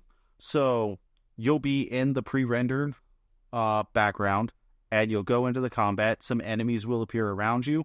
They are all moving at the same time that you are. So you're running around to like dodge their attacks within the environment. And whenever you go to use your attack to go shoot, you will continue to exist in that environment and just shoot at the enemies as they are moving around you, if that makes sense. And then you have access to both your gun, and you have parasite powers, which are essentially your magic system within the game. And for the most part, they are healing and debuff spells with a couple of like extra. There's a couple of damaging spells. One of them is you get in like the very late game. That's like super important for the final bosses. But for the most part, as you're going through the game, the only spells that you actually have access to are those healing spells, and then like a couple of debuffs. So like you have a slow, so you can slow an enemy down, or haste, so you can speed up your own attack speed. You have an ATB bar where it fills up as you're moving around, and it fills up at a different rate based on what weapon you're using. So if you're using a shotgun or the rocket launcher that you get in the late game, it fills up really slow because those weapons do a lot of damage. But if you're using like a handgun, it fills up really fast because that weapon is a faster weapon. Whenever you go to shoot at enemies or use one of your magic spells at an enemy, essentially like this wireframe dome comes up around your character, around Aya, and it shows you like the range that each of those abilities can be used. So, and the range varies depending on the weapon. So like you can have a range that's like 60, and it's a really small dome kind of focused right around Aya, but then you can find another weapon later on that has like a range of 160, and then it becomes this really large dome. And essentially, the closer you are to an enemy when you use an attack, the higher likelihood you have of doing a critical hit. Now, the problem with that is that the closer you are to an enemy, the more likely they are to hit you, or you can get close to an enemy, and then while you select them to shoot at them, they decide that they're going to walk away. And since it's real-time action, that will happen at the same time. So like you can decide, you can be right up next to an enemy, decide you want to shoot 3 shots at them, because that's what your weapon will allow you to shoot, is 3 shots. And then as you're shooting those 3 shots, they move away from you, and then thus reducing the damage and the crit rate of your damage. So then there's this other modification system where each of your weapons, you can modify either their damage, their range, or their ammo capacity. And the really cool thing about this game is that when you find a weapon that has a stronger base attack than the one that you're currently using, you can use an item called a tool and take all of those buffs off of the weapon that you're currently using and move them onto the new weapon that you want to use instead. But when you do that, it destroys the weapon that you were using before. So you can either choose to move all of those number buffs to your damage, ammo, and ammo capacity, damage range and ammo capacity, sorry. Or you have special abilities that you can move off of weapons also. So like a weapon might have fire type damage, or shoot multiple times, or have electric type damage, or whatever. Like all of these special abilities, you can only choose to move either that special ability off of a weapon or those buffs that you've already put onto those weapons.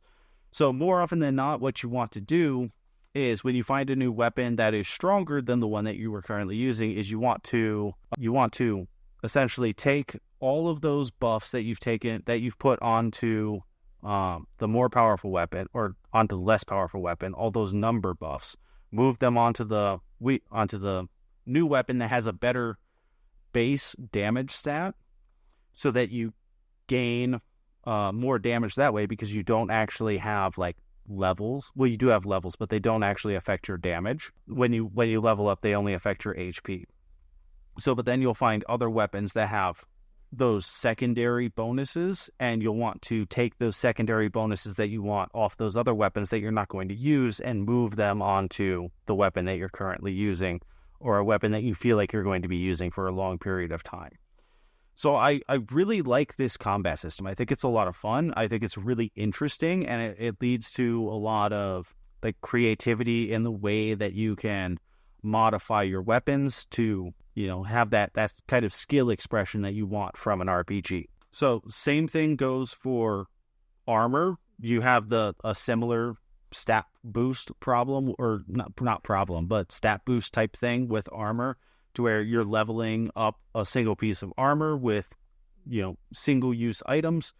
And then when you find a new piece of armor that has better base stats, you can then use one of these tools, transfer all of those points that you've put into, the defense of your armor or the critical resistance of your armor, move them over to the new piece of armor to be able to then, not feel like you wasted all of those levels that you put into that initial piece of armor.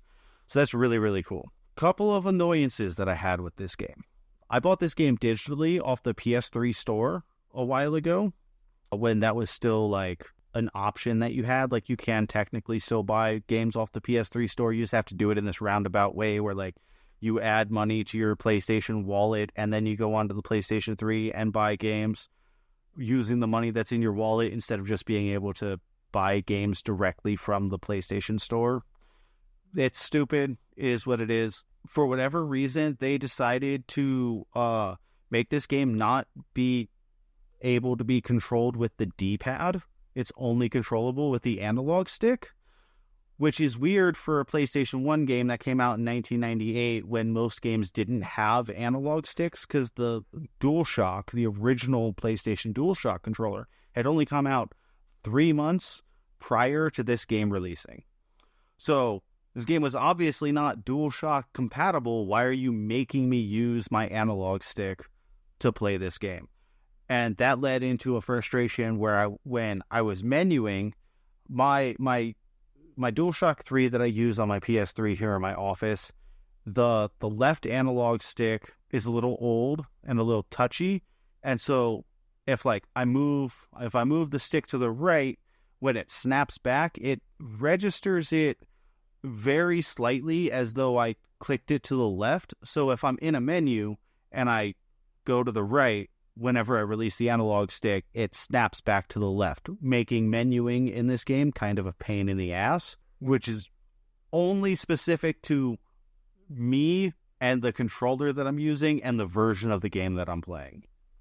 But it's an annoyance that I feel like I have to say something about. Second annoyance that I have with this game actually is the limited inventory space. I feel like they were trying to invoke the feeling of like a survival horror game by giving you a limited inventory space, but also this game is an action RPG at its core.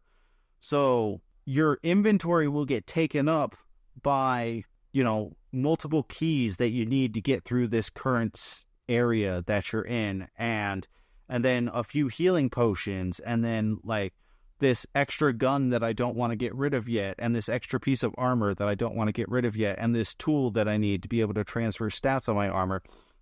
But all of those are taking up individual inventory spaces, and in the early game, you only have like 10 inventory spots.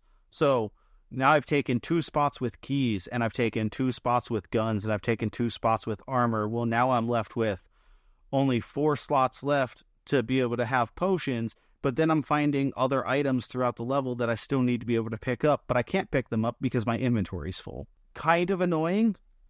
That continues on into the late game. When you level your character up, you do eventually get more inventory space. So like By the end of the game, my character was level 33, and my inventory space was something like 25 or 30 items, which was much more reasonable simply because, like, 15 of those could be taken up by healing potions, and if I found another item that I needed to pick up in the world, I could just drop a potion, because what's one less potion at that point, right? So I don't understand why they made it so that you had this limited inventory space. Like, no other RPGs that I know of have an inventory system like that. It was a little frustrating. And then my final annoyance with this game was, and I hate being negative, I really do.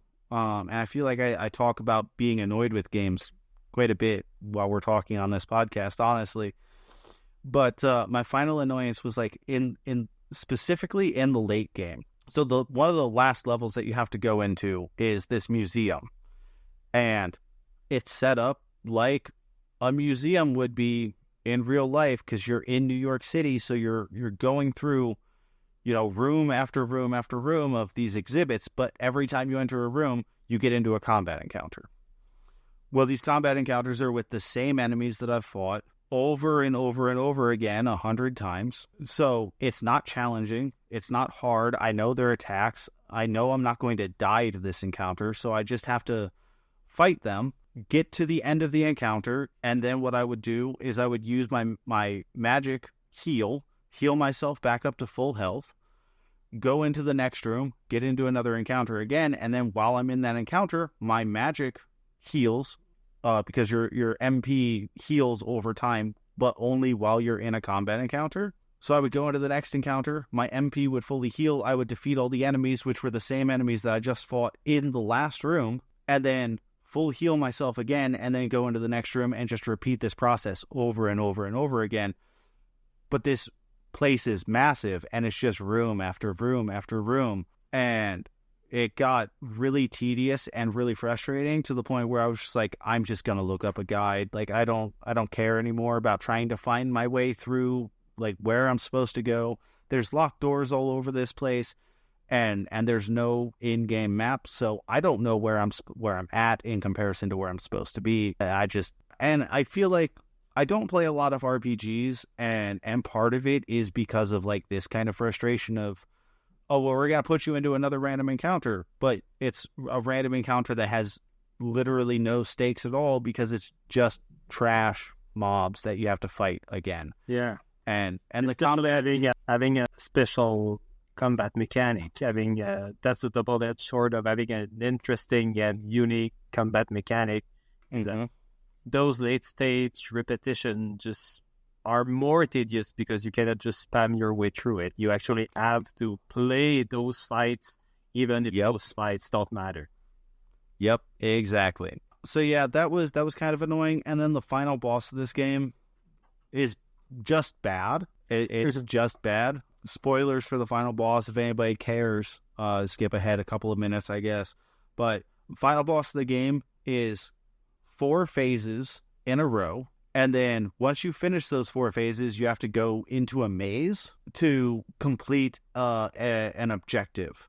And it's not really a maze. It's like you have to go down some hallways, but there are wrong turns that you can make. And while you're going through this maze, you're being chased by the boss. And it's not like you can get into combat with the boss again. You've already defeated it, and it's in, like, its death throes. But if you touch it, it instant kills you. And then you have to replay the entire boss fight over again.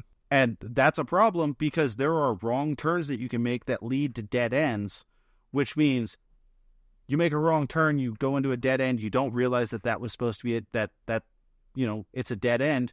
You turn around, you start trying to go back, and the boss touches you, kills you. Well, now you have to spend 10 minutes fighting all 4 phases of that final boss again. Stupid. That sucks. Yeah. It's not fun. That doesn't sound like a great way to end the game. No. So I wish that was better. I know when the Final Fantasy VII remake was, like, in production before that game came out, one of the producers had said that, like, that Parasite Eve would be a great game for them to remake. And I agree. Like, this game has a lot of really great things about it and has a lot of really great systems. And I could see a remake of this being fleshed out and being really, really good. And I don't even think the PS1 version is bad. I just think it overstays its welcome and has a bad final boss. Like, it kind of suffers of being released at that time. Like, those were kinds of of normal gameplay loop that you would get from RPGs from that point on. Yeah, and I think it also suffers just because Square didn't quite know if they wanted to make like an action survival horror game. Because I didn't even touch on the horror aspect of this game. This game is like rife with body horror. Like, all of the enemies that you're fighting are like mutated animals, and you see a lot of these mutation happen in like visceral cutscenes. Like the cutscenes in this game are great. They're really, really well animated. So like the enemies that you're fighting, all of the enemy designs, like this is all really cool, like horror themed stuff. And if they had stuck with more of a horror, like if they had made this game a little bit more Resident Evil and a little bit less Square Enix, I think it would have been better. How long is it? Like, I think I spent 9 hours on it, so it's not long. And had it been double its length, I would not have enjoyed finishing it. But at 8 to 9 hours, I didn't mind. Yeah. So I think it's good. I don't think it's great. Well, actually, no.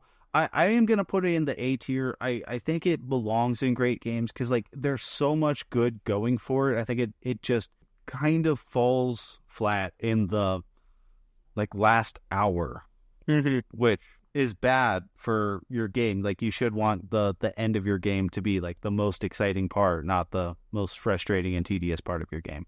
Yeah, for sure. But it's better to maybe not beat your game because the last hour is bad than having to spend 5 hours grading to cutscenes and boring stuff like some RPGs do. Yeah, for sure. They definitely knew when to end the game rather than drag it out. So cool. Well, sounds like a good PS1 classic that once again escaped my vision, my gaming experiences up until now. Yeah.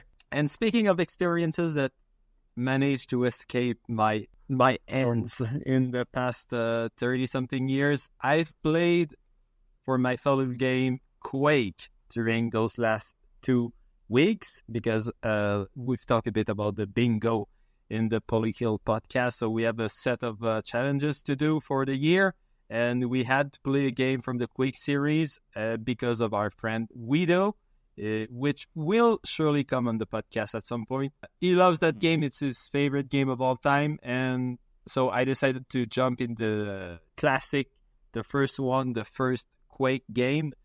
And I had a good time. It is good. I think probably everybody knows what a Quake is, but it's a boomer shooter. You run around castles. I don't know. I think since I'm more familiar with Doom, I was expecting more of a hell vibe from this game. Mm-hmm. But yeah, it feels a bit more grounded than Doom. It's more, you're more fight. There are demons and weird creatures all around, but for a good chunk of the game, you're mainly just into castles and you're fighting guys and swords and in like classic sword and armor suits from the 1600s. And I don't really know how to talk long about this game. It's a classic shooter from the 90s. It's a bit like Doom, but you actually have control of your gun up and down. So it's closer to a more modern shooter, but you still feel that corridor design in the level design. So it's more of a shoot enemies in a room, get a key, go somewhere else, open the door, get another key, end the level kind of thing, than it being a story-driven. I will say Quake also was one of the, I think it was the first-person shooter that had a traversal on the X and Y axis, so like you could go up and down ramps. Yeah. Yeah. because Doom and Wolfenstein and Duke 3D were all on 100% flat planes, so there was no overlapping vertically. Okay, yeah. So yeah, being the first, it's pretty impressive what they've done because it feels a lot like a modernish shooter. In like, there's not really cover that you can have and all that. It's all about strafing and aiming, but still the aiming is done very well. And the one thing that I really didn't really like about the game was the gun selection. I felt like I was always running out of ammo of the weapons that I liked, so I had to return to the shotgun kind of gun and the explode. There's two kinds of guns mostly. There's the normal guns where you shoot and that's it. You shoot your bullets and you hit the enemies. And there's the explosive kind of guns where you can shoot grenades or bazooka kind of gun. And those ones will create an explosion when they hit the enemies, but that explosion can also hurt you.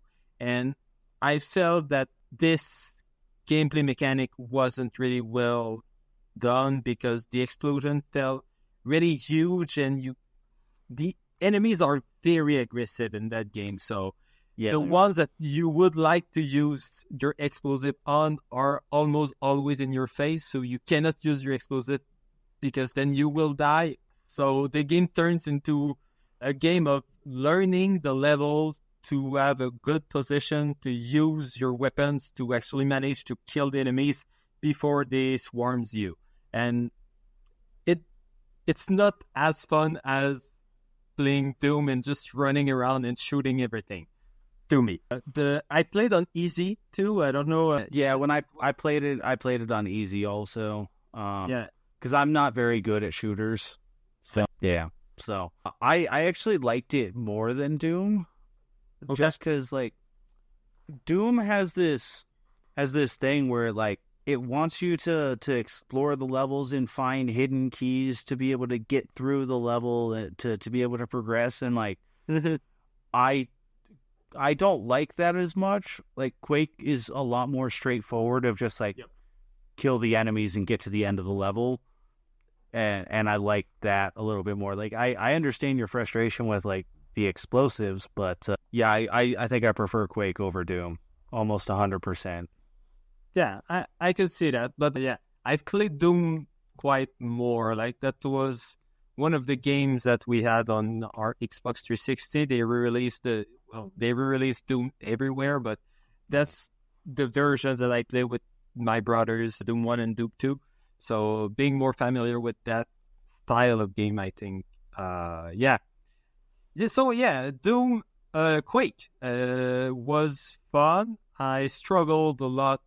Even if I wasn't easy, I struggled a lot, especially in the last few levels where it's cramped. You have a lot of enemies that swarms you, and you have to deal with a limited ammo of all the guns that you want to use. The ending the game was a bit of a struggle, and the last boss is very cryptic.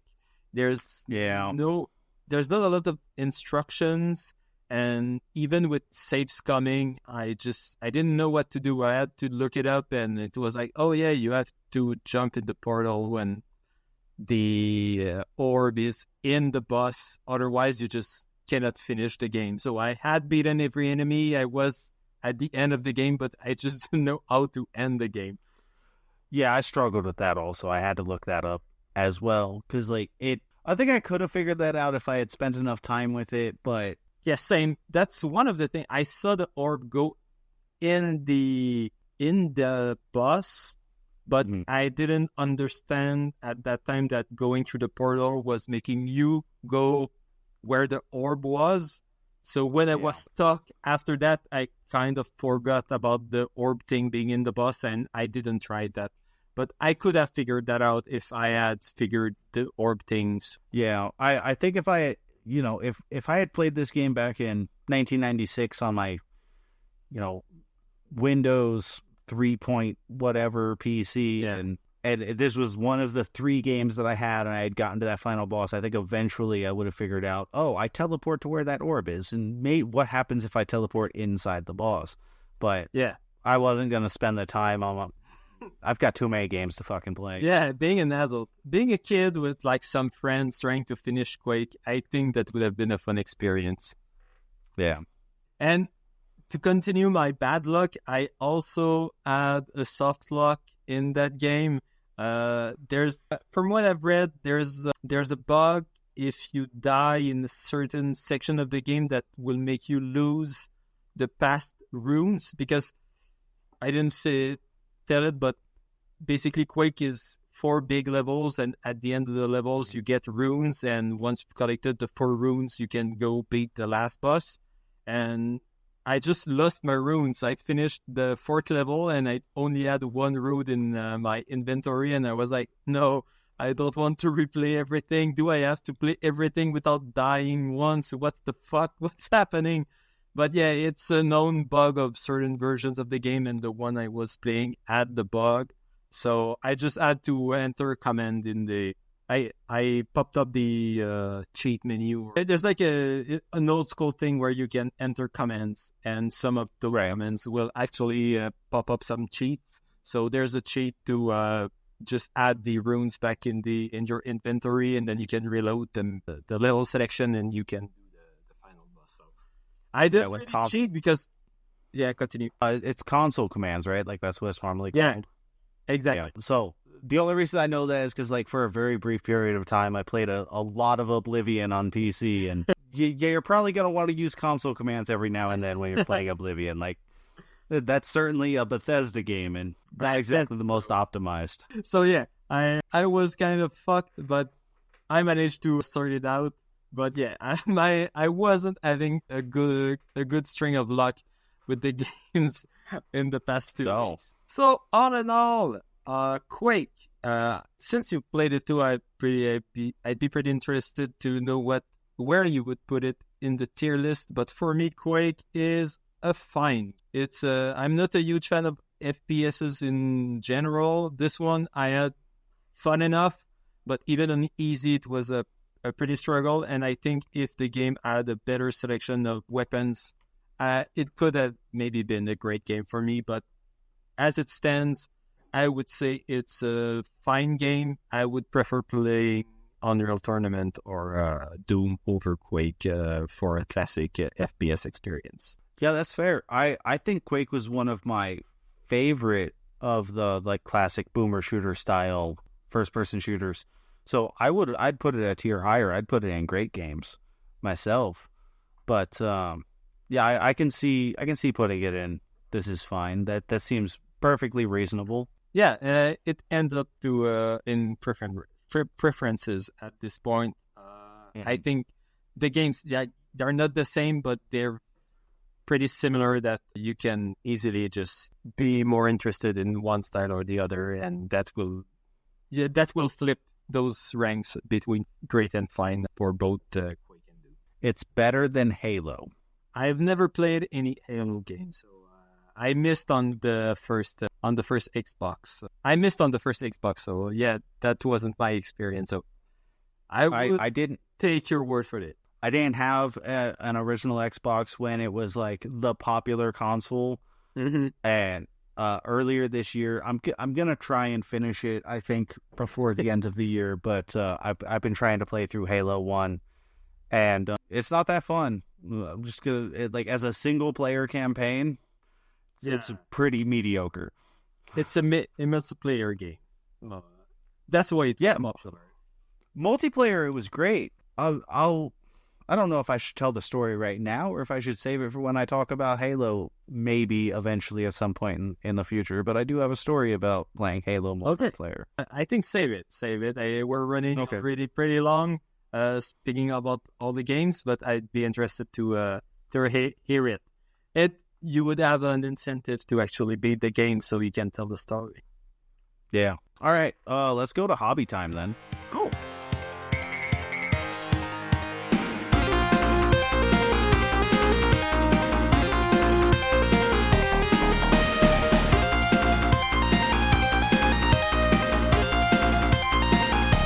Max, why don't you go ahead and start? Because I've only got one small thing to talk about today. Yeah, I'm gonna start with a very quick thing, but I've talked about the Polykill hot seat cards I was making last episode.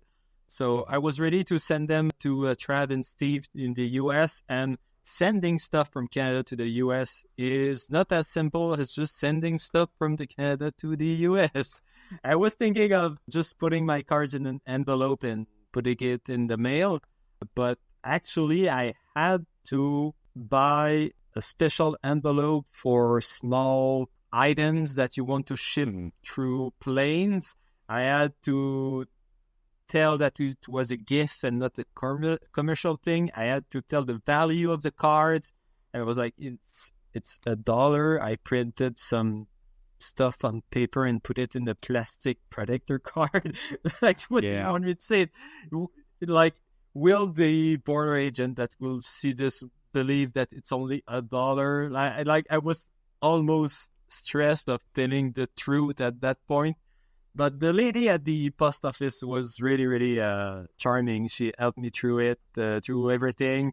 And yeah, it cost me like $10 per envelope to send 5 cards to Steve. Yeah. But yes, I didn't think it would be that complicated. But apparently, if I had done this like at my home in an envelope and just put that in the mail, it would have been rejected, and I would have received the card back because I don't know why. Yeah, customs is kind of a pain. I've dealt with shipping to Canada before a few times, and it's a pain. But I also I've imported a bunch of things from Japan, and it's always a hassle. So yeah, I get it.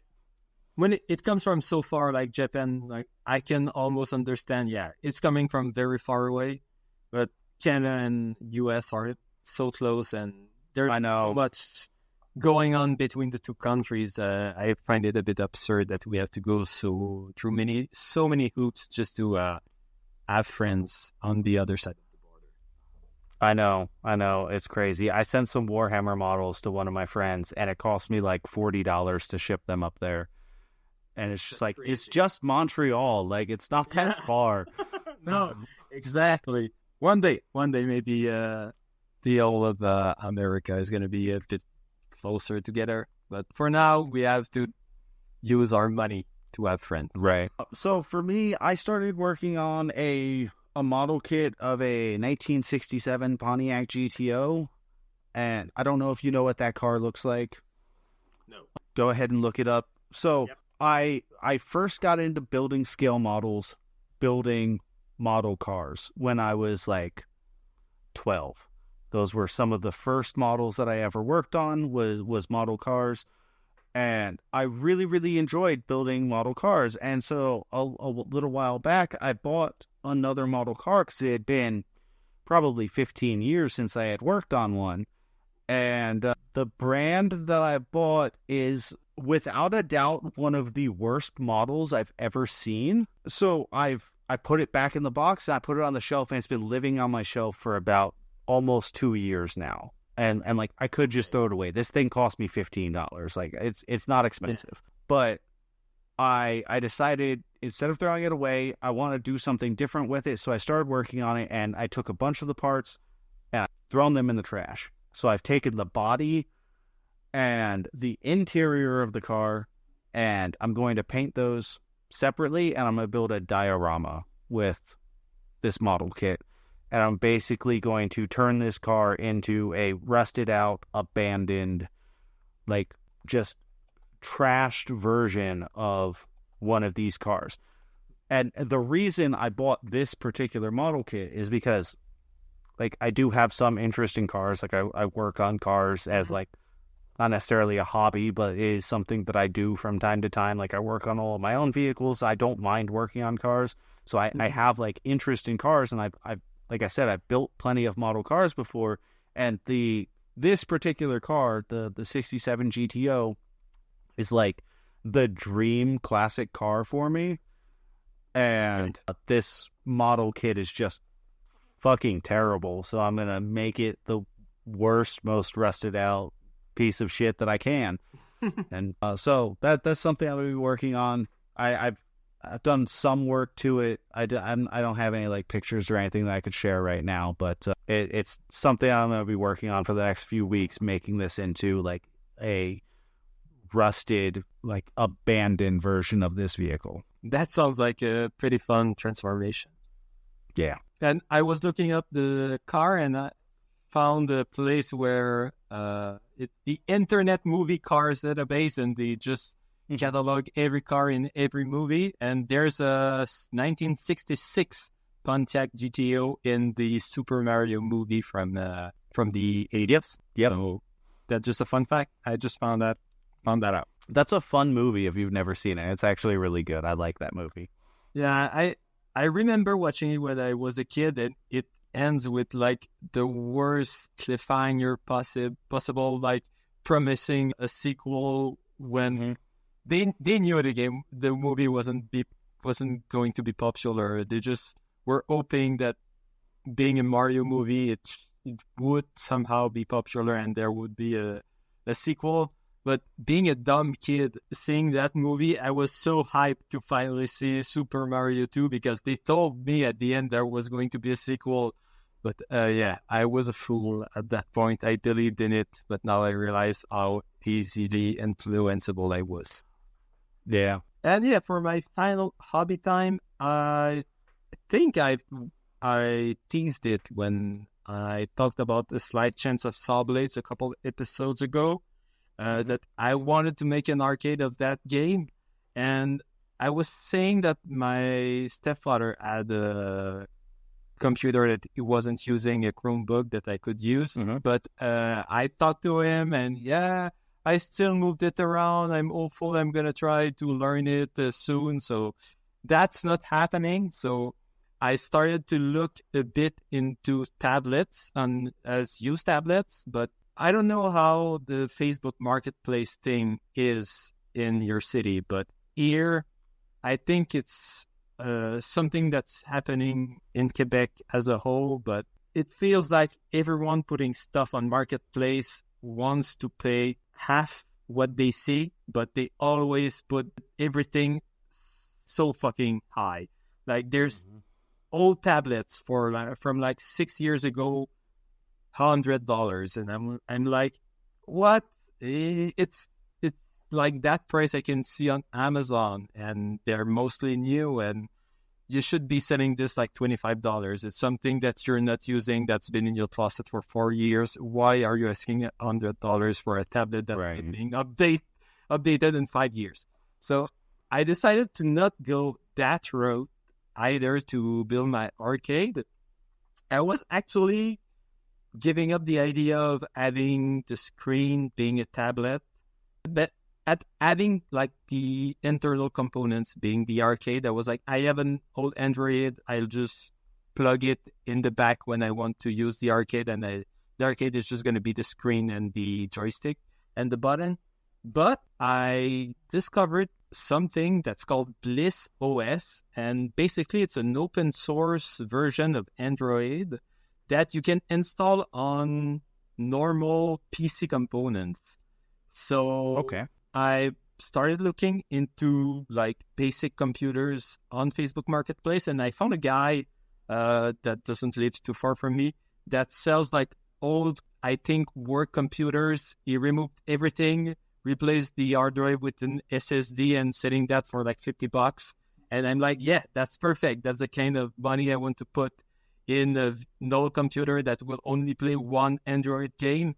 So I've not started working on the project right now, but for this hobby time, I just want to talk a bit about my process. And I think that's the route I'm going to go. I'm going to buy an old PC with an SSD that can run things just fine. And I'm going to try that new OS, that open source OS that I found, and I'm going to try to install that on an old PC and see where that goes. And if everything goes right, I'm going to use like standard PC components, my arcade components, and some screens that I have laying around to build my arcade. And I think it should turn pretty good. And having like a real PC with an SSD would also be a step up in terms of performance for the arcade. So I'm pretty excited to see where that goes. I think I should contact the guy for the computer maybe next week. So maybe I will have something to talk about this in the next episode. Not sure, but the arcade's gonna happen. I'm just not sure in which capacity it's gonna happen, but I'm pretty hopeful with this route I'm gonna try. All right. Very cool. Look forward to the next update. Yeah. All right. Loot box.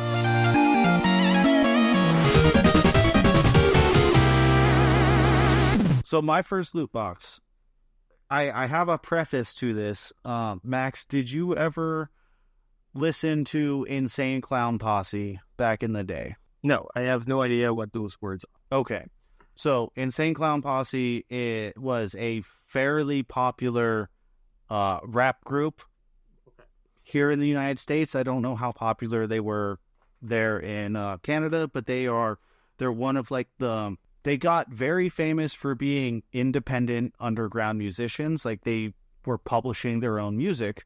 And the reason that I bring them up is because the first loot box that I have today is another independent artist, musician, rapper who was alongside that movement of Insane Clown Posse from the early 2000s and was one of my personal favorite artists who never signed with their label, but was doing something similar. So this guy, LoKey, he's been making music since 2005, and he just put out a new album with his group of people that I believe, I could be wrong about how this actually plays out, but Mission INFECT is the name of the group that he's a part of, where he basically gets everybody that's that he has signed on his label, LoKey Records, and puts them all together with himself onto one like super group album. And that becomes Mission INFECT instead of his solo stuff, which is just LoKey. So new album, it's called Igeddon. It just came out like a month and a half ago. It's available on YouTube. It's available on Spotify, Apple, all the stuff, but you can just listen to it for free on YouTube. He does like the subgenre is considered horrorcore, so it's basically him doing hip hop album that is trying to emulate like what would be like the feeling of a horror movie. So like talking about killing and bloody shit and murder and all that fucking weird stuff. I really like this guy's music. I've been a fan of him for a long time. Like I continue to listen to his music despite the fact that I don't really listen to Insane Clown Posse or any of their music anymore. And this guy he never got that following, right? So he has like, I don't know, 30,000 followers on YouTube or something like that since 2005. So underground, not very, very well-known music. I wanted to shout out something a little bit different. And this album is pretty good.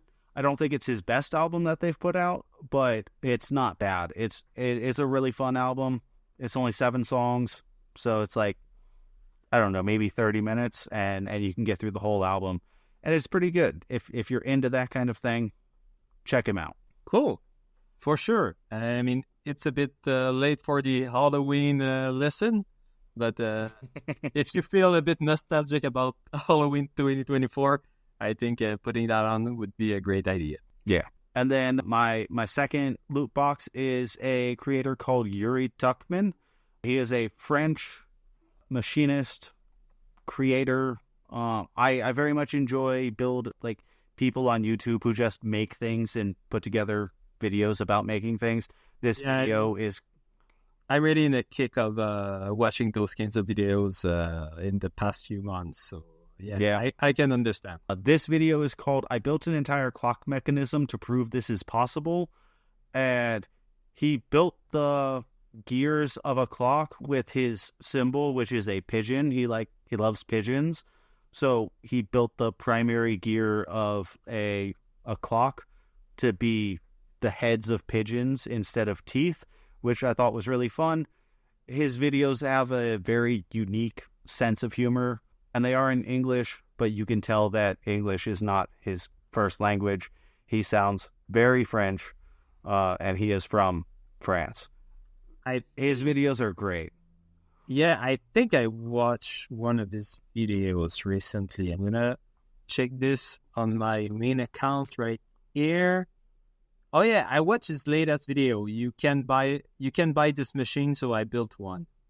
Yeah. And yeah, I was thinking of shouting him out. I forgot actually for the episode, but we almost shout out the same guy because his sense of humor is very strange, I would say. It's kind of, yes, it is. It's kind of dry and random, and also kind of you can tell the guy loves filming and applying different genres in the way he films. But yeah, he's a great guy. I can also recommend this guy because I've watched one of his video and it was very fun. Yeah, good stuff. He's great. So check him out if you like watching people make random things. For sure. On my end, I have 2 shout-outs. And like you, I have also a musical shout-out. And this one is a channel called ChillBoy Beats. It's a guy I've been following for quite some time. He does vaporwave kind of remake. Not just vaporwave, it's more like synth remakes music from video games. I really like his Donkey Kong and his Zelda remixes. He has whole playlists of all of his remixes, and they sound really, really fun. It's really synth heavy. It's groovy. Sometimes I use them in my videos. It's just really good stuff. And for Halloween, he just released a playlist with music from Demon Crest. It's 30 minutes, I think, of good synth music from Demon Crest that he remixed himself. And he doesn't have a lot of subscribers. How many? I'm going to check this out while I killed some time. He only has like 3K followers. I think it's pretty rough getting followers by making music on YouTube. But yeah, he did some synthwave music from Demon Crest. I said 30 minutes. It's more 20 minutes. But I watched that earlier today, and it sounds super good. Just like everything else he puts out, it's just quality after quality after quality. If you like listening some synthwave in the background, I can fully recommend this guy. He does fantastic work on everything he touches. Cool. And for my second shout out, it will also pretty much it will segue pretty well into our emails because it's the new channel from Rob, who's been emailing us since day one. He made a channel called Boxography, and it's a channel where he showcases the content of old games. I say old games because he goes through everything that are in a box of a video game. So he did a video on F-Zero, and he checked out the comics that's in the F-Zero box, but he also look at the box itself, he look at the game, and it's just quick-paced, short videos. It's pretty informative, it's super interesting, and you can see that he cares about this stuff, so it's fun just listening him, like, being kind of amazed of what he finds into these boxes. And I want to shout out his latest video, the racing set with Hip pouch, which is an accessory for the Game Boy, the original Game Boy. And there's a banana bag. I don't know, how do you say that in English? In French, it's a banana bag, but like the 90s bag that you put on the waist. Fanny pack. Yeah, exactly. So there was this accessory that was a fanny pack where you could put your Game Boy in it. And having seen Rob earlier this year in Minnesota rocking this fanny pack, I can say that it's a must-watch, and I cannot wait to see Rob again wearing this. It's such a stylish accessory. It's so random. Yeah, go check that out. You will find surely some new stuff about old video games. So yeah, thanks for emailing us, Rob, and you do great stuff on YouTube. For sure. He does great stuff on YouTube, and his podcast is really good also. That's the Classic Gaming Podcast.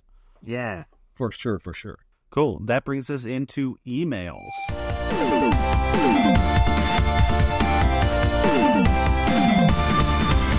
And I will go ahead. We have 2 emails here from Robert. I will go ahead and read through this first one. It says, "Hi guys. Been playing with ExoDOS, a fan project where they've put together every DOS game ever released in English. I believe it has something like 8,000 games. The download took a full 24 hours, which is a lot these days." He says he has a lot of nostalgia for DOS games, so this has been fun. Out of curiosity, I was looking at some of the titles to see how many games started with common words like alien or super or things like that. And I thought I'd throw you guys a contest to see if either of you can. Winner gets nothing. The question is simply, out of the following words, which is the most common word for the titles of DOS games? I'll give you 5 options. You pick the one that appears the most as the first word of a title. Quick note, there's one more piece of info I want you to see at the end, so make sure you keep scrolling after the answer. And then before I scroll down and before I read the 5 words, I have not scrolled down on this email since we received it. So, yeah. Okay. So the 5 words are battle, dragon, space, star, and super.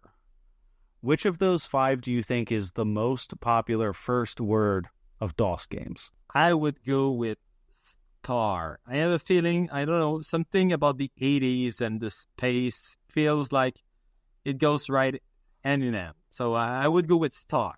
I'm going to go with battle. That sounds pretty generic enough that it could be the answer. All right, I'm going to scroll down. Answer below. The winner is star with 82. Yeah, let's go. Super with 56. Battle with 54, Space with 44, and Dragon with 26. Final note, however, there is one word I did not provide that even more games begin with than star, and that is Tommy's. Evidently, some guy named Tommy started a shareware company called Tommy's Toys. Although only 94 are in ExoDOS, he evidently released a couple hundred games, all named things like Tommy's Checkers, Tommy's Thermonuclear War, Tommy's Gorilla Ball Babies. These are all real titles of his stuff. That's all for this time. Still enjoying the podcast. Keep up the good work, Rob. Rob, that was great. I love it. Yeah. Always do Potomax. We renamed the podcast to Gorilla Ball Babies. I mean, I think I'm fine with it. We're going to go ahead and get to Rob's other email here. Yep. I don't know. You want me to go? Or were you going to do it? You can if you want to. Go ahead. Okay, I'm going to go ahead. As I told you guys in my last email, I've been revisiting some old DOS games lately. Not surprisingly, I have encountered a lot of trashy, janky stuff. There are plenty that I think would amuse you. The first one coming to mind being Designasaurus. Designasaurus? I think it's a weird word. It's a very rough 1988 educational game. I actually remember playing this game when I was little. It has 2 game modes. One where you design a dinosaur from various dinosaur parts, just meshing them together however you want. A Stegosaurus head on a T-Rex body with Triceratops tail. I think Dylan is going to be pretty upset with my pronunciation of dinosaur names right here. But he might be upset that those are not dinosaurs also. I'm not sure. Yeah, probably. I hope we receive some insights. Okay, where I was. It doesn't tell you how good your dinosaur is or anything. It's purely just to play around. All you can do is print it off if you want. I remember having those perforated printers where you had to remove the sections. I don't know how but yeah. I think at that point in time you would have printed this on those. Yeah, I think so. And the second game is basically a survival mode where you pick a dinosaur to control and try to survive dinosaur times. You can't use a custom dinosaur, but you pick which of 3 dinosaurs you want to use and either forage for food or hunt for other dinosaurs, depending on which one you picked. So it plops you into prehistoric era and you wander around looking for food. not a bad idea, except you literally have something like 10 to 15 seconds to find food before you die. It's pretty funny going into the game, trying to walk around looking for food and just dying almost instantly. That's all. I just thought you'd find this funny. Do you guys think you'll ever go visit some older 1980s games like this? Does has plenty of them. Rob. So I think I talked about this on the last episode, but I'm still considering buying the Commodore VIC-20 computer. Yep. The hardware, so I think the most expensive part is actually going to be getting the CRT monitor to play the VIC-20 on, because the VIC-20 itself, I can buy the VIC-20, which is the keyboard, which is also the computer, for about $100 complete in box, which is whatever. And then games are like $10 to $20, even for popular games for the VIC-20, because they're little cartridges, and I don't think most people care about the VIC-20, and that's like 1982. So yeah. I can get games really cheaply for this computer. I can get the computer relatively cheaply. I just need a monitor to play them on, and then somewhere to store all of this stuff once I buy them. So if I end up going through with this and getting that, then I will definitely be talking about some old 1980s PC games on the podcast for sure. I'll also play them on stream, because that just sounds like a really fun thing to stream, where I just go through a bunch of VIC-20 games. I'm sure I could emulate them, and it would probably be easier than... You can also get something like a RetroTink and convert the signal to HDMI. Oh yeah, I guess I could do that. If you feel like having the console, maybe it would just be easier, and you could easily stream the games with your normal HDMI setup. Yeah. I might end up doing that, yeah. But what about you? Do you think you'll ever play any of the older PC games? I think so. Like I showed today, I played an older Mac game, yeah. So I still have some nostalgia for this kind of gaming. I've played Jackrabbit last year for the Alphabet Challenge for my J game. So yeah, I have an affinity for older games. So I will surely go back and play some DOS games in the future. I remember we had, like, before we had our Macintosh computers, we had an MS-DOS computer where I played a bit of Jackrabbit, the demo version, and some other games. And I remember we had a CD with a bunch of random games, and there was like an Indiana Jones adventure RPG thing. Okay. So, yeah, that would be one of the games I'd be interested to try to find out and try to find, like, what the hell, what was that game that I never finished? See, and I think we're a little bit younger than Rob, because, like, I didn't have a PC until 97, and yeah, like I did play some early PC games, but like I remember having like 50-1 games disc that we played a lot, and there was a game on there called Olive Wars, which was basically like Missile Command, except you were an olive down at the bottom of the screen, and you were shooting at like vegetables that were falling down at you with your pimento from the olive. I don't know why that game specifically sticks out to me, but that was on there. And then like playing Age of Empires 2, Age of Mythology, Empire Earth, and like StarCraft. Though that's like, with PC gaming, that's about as far back as I go, is those early 90s or mid to late 90s PC games. Mostly those real-time strategy games, which I've not gone back and revisited since like the mid 2000s. So. Yeah, I can understand. Same for me. Like, I'm 31 right now at the time of recording, so yeah, those early 80s games is not something that I was really playing. Like, I started playing on my Mac and then on Windows XP. And yeah, I sent you a screenshot. Actually, it was a Star Wars Yoda Stories that I remember playing on that weird compilation of DOS games. It's like an adventure game. I remember it being really cryptic. and not really knowing where to go. But I'd be like, if you want to try it out, Rob, maybe we could play it at the same time and just see where we go and see which one of us actually managed to beat the game first. That would be pretty interesting. So send me a DM if you're interested of trying this one out.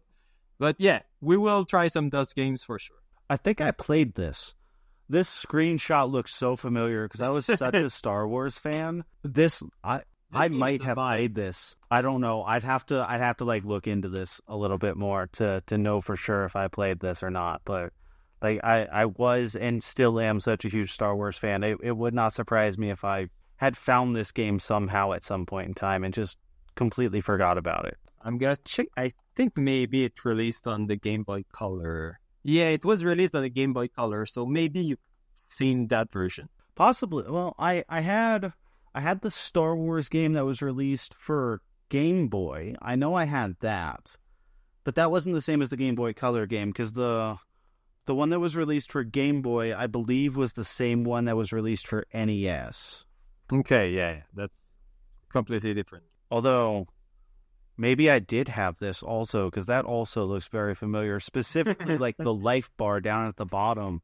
Yeah. I don't know. I might need to ask my sister about that, see if she remembers. Well, all in all, cool stuff, Rob. I'm pretty interested in downloading Exodus 2 because I'm a big fan of preservation, and I think the Dust era of games is pretty interesting. And I've done a bit of the same with the Flashpoint Blue Maxima thing where they compile like almost all Flash games into one big archive. So I like going on there and trying old Flash games. So I have a bit of the same nostalgia you have for the DOS games, but for Flash games. So I can really understand how you feel right now going through Exodus and seeing all those weird games. Right. Yeah, very cool. But if any of you out there would like to reach out to us with any questions, comments, or topics of discussion, you can email us at thetrashstation@gmail.com. We would like to thank... Sorry, I was searching for my tab. We would like to thank Eldritch for our intro and outro music. You can find a link to all his music on his Bandcamp page at aldrich.bandcamp.com. And we would also like to thank RainbowSavvyDesigns for our logo. Links to both of their works will be in the show notes. And you can find me on Twitch at twitch.tv/scotchandhobbies. I stream every Monday and Wednesday around 5 or 6 p.m. Central Standard Time. You can also find me on social media at scotchandhobbies if you would like to. And if you want to play some of my games, you can check them out on my itch.io page at itch.io/Potomax. Otherwise, you can see what I'm playing on Twitter at PotomaxDev. And if you speak French, I have a ton of videos on the good old YouTube at youtube.com/Julien. And I guess I should mention also, we have social media for the podcast itself. Yeah. If you search for The Trash Station, we are on there. I've been trying to do the Twitter and Blue Sky and mostly just those two things. So yeah, it's a start. We're on start. Yeah. And if you want to, if you want to see the tier list in a visual form, we post them on Twitter. There's also links in the show notes for all that good stuff. And the old Landfill, where you can see every game we ever put in the podcast on Google Drive in an Excel sheet. You can sort them by ratings and who brought the game by platform and everything. So check that out. It's pretty fun, and you can have a pretty good summary of our thoughts on all the games we brought to the podcast. Yeah, for sure. And I think that's going to do it for us today. Yeah. Max, have a good night. You too. And see you in 2 weeks. Indeed.